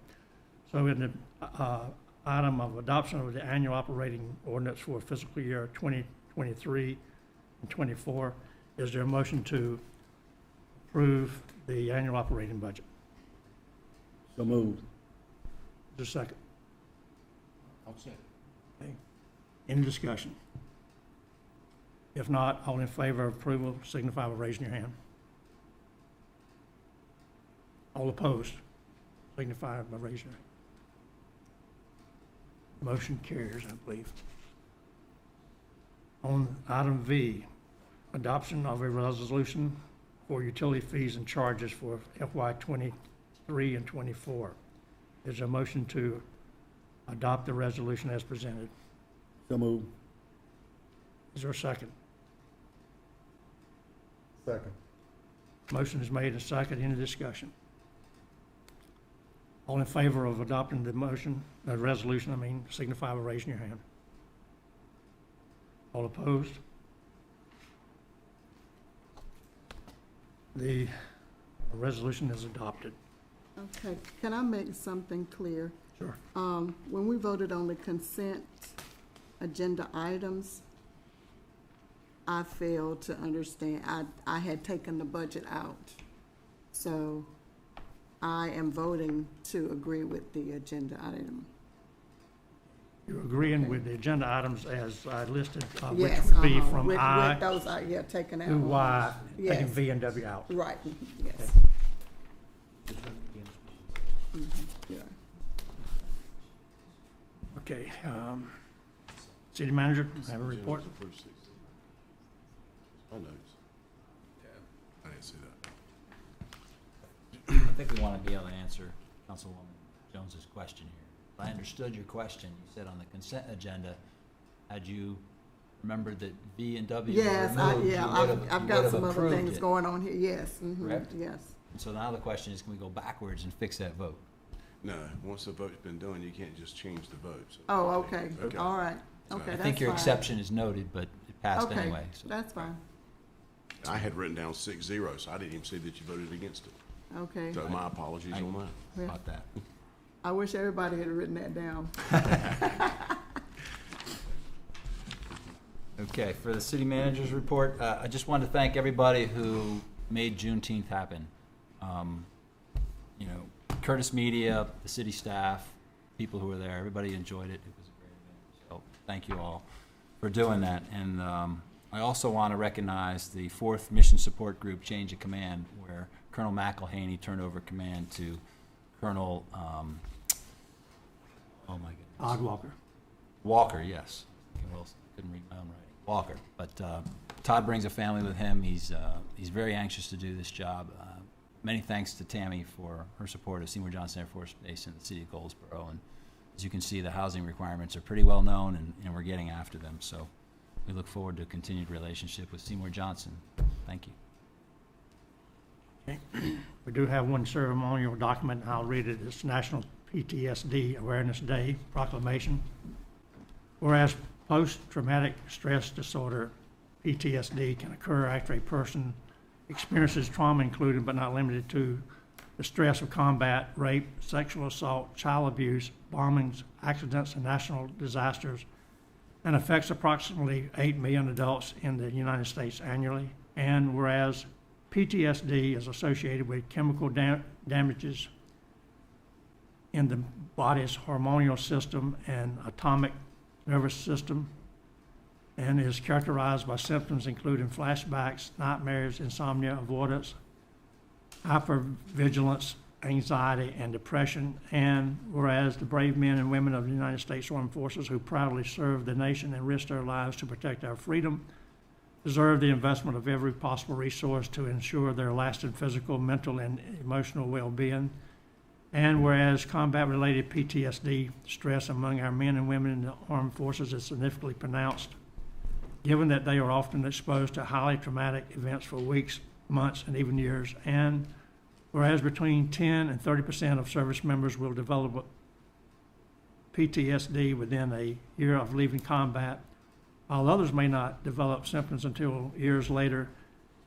And whereas despite its treatability, many cases of PTSD remain undiagnosed and untreated due to a lack of awareness of this condition and the persistent stigma associated with mental health conditions. And whereas raising awareness of this condition is necessary to remove the stigma and to encourage those suffering to seek proper and timely treatment that may save their lives. And whereas all citizens suffering from PTSD deserve our consideration, and those who are affected by PTSD from wounds received while protecting our freedom deserve our respect and special honor. Now, therefore, it be resolved that the City of Goldsboro Council does hereby proclaim June 27, 2023 as National PTSD Awareness Day in the City of Goldsboro, and call upon our citizens and interested group to observe the day with appropriate ceremonies and activities that promote awareness and understanding of PTSD. Witness, therefore, I have unto set my hand and fix the seal of the City of Goldsboro this 20th day of June 2023. PTSD is so apparent in our society, and it's definitely something that we need to be aware of. Let's see, Mayor and council members' comments at this time. Mr. Batts, would you do us the honor of starting first? Yes. As always, I just want to say thank you to all the department heads, and especially all the city employees. Thank you for what you do every day.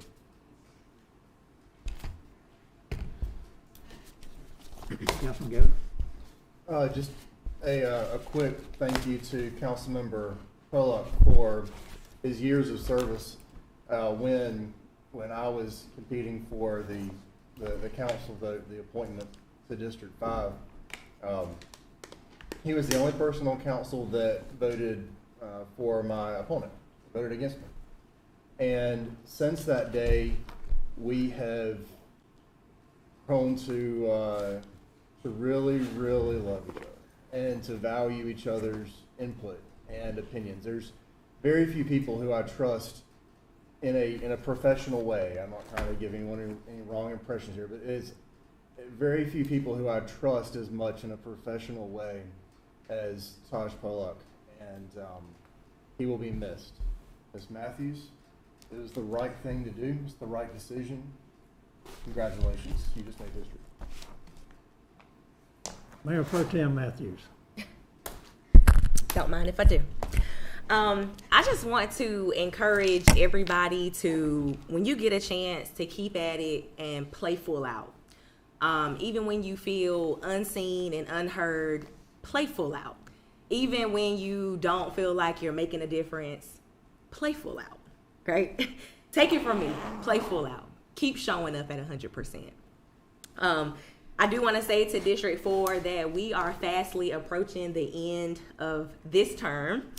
And as your representative and as a district together, what we've done is we have accomplished some of the things that we set out to do in the very beginning, and there are a few more things that we are finishing up. But I just want to say, let's keep at it, and let's keep at it together. Thank you to the council.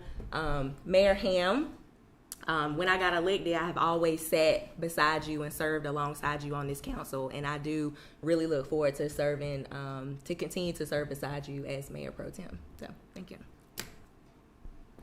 Councilman Broadway. Well, I too would like to congratulate Councilman Matthews. That's really good. Congratulations. But I also like to thank Councilman Polak for all that he has done.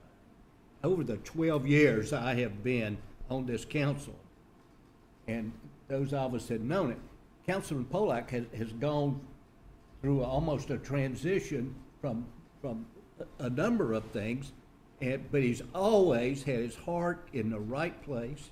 He's always worked hard, and I'm going to miss him. This is a chair I hate to see get empty, because the guy really cares, and he cares up and down his street, and he cares across town, and we're going to miss him, and I just wish him the best, and I want him to continue to have the best of good fortune.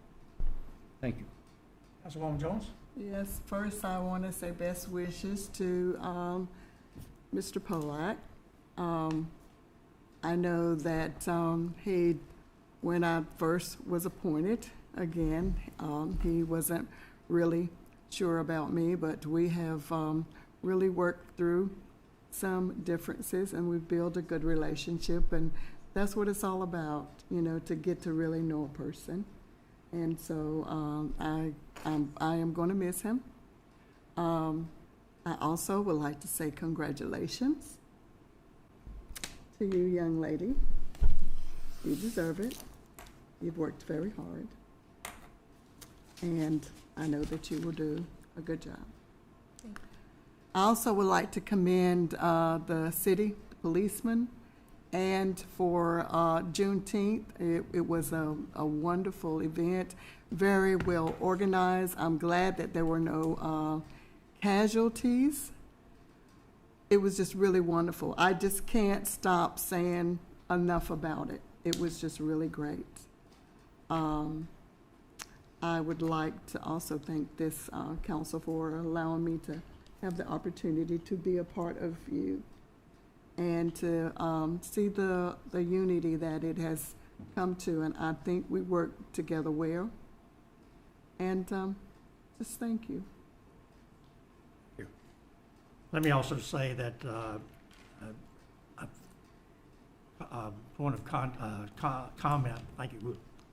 Point of thank yous for all the people that participated in the Juneteenth event this weekend. I was down there. We had a great turnout. Lots of vendors were there on the street. The weather was pretty decent, and as far as I know, everyone had a great time. So thank you for all those that participated. I want to thank the council. Tonight we've approved a budget, the largest budget I think that we've had during my time, probably yours too, Councilman Broadway. There's a lot of things that were funded. There were some things that were not funded, and there were a lot of discussion, as I've said before, about this with staff and department heads and so forth. But we have a budget that I think is well thought out and certainly planned and discussed, so forth. So thank you for your support on that tonight. Again, let me congratulate our new Mayor Pro Tem, and we will work together harmoniously. And I want to say my last comments for saying something about our past outgoing Mayor Pro Tem. I want to thank Councilman and Mayor Pro Tem Taj Pollock for his service to the residents of the 3rd District, as well as all citizens of Goldsboro. Mayor Pro Tem Pollock has distinguished himself while serving on the Goldsboro City Council for 3.5 years through his attendance to regular and special call meetings in which the important and necessary business was addressed and acted on. When called upon to act in my absence, he did so with confidence and authority. His forthright and articulate comments and opinions expressed were always provided in a professional and sincere manner and accepted accordingly. He advocated for all citizens of Goldsboro, wanting nothing more than the betterment of this city and the improvement for each man, woman, and child. He was especially concerned for the Goldsboro City employees and continuously advocated for competitive wages and benefits. He and I spoke often, discussing city and personal subjects, and I learned of the deep sense of moral and spiritual conviction he possesses. I gained a tremendous respect for Taj Pollock. I will miss him sitting next to me in meetings. While he will not be here, our friendship will continue. My best wishes to you, my friend. As I've always said in closing our conversations, give your mother my regards and best wishes. Ladies and gentlemen, there's nothing else? Oh, sir.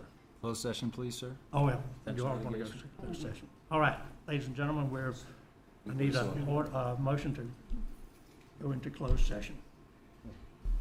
Second. Motion is made and second. All in favor, and we'll go in closed session, signify by raising your hand. Okay. I promise you this will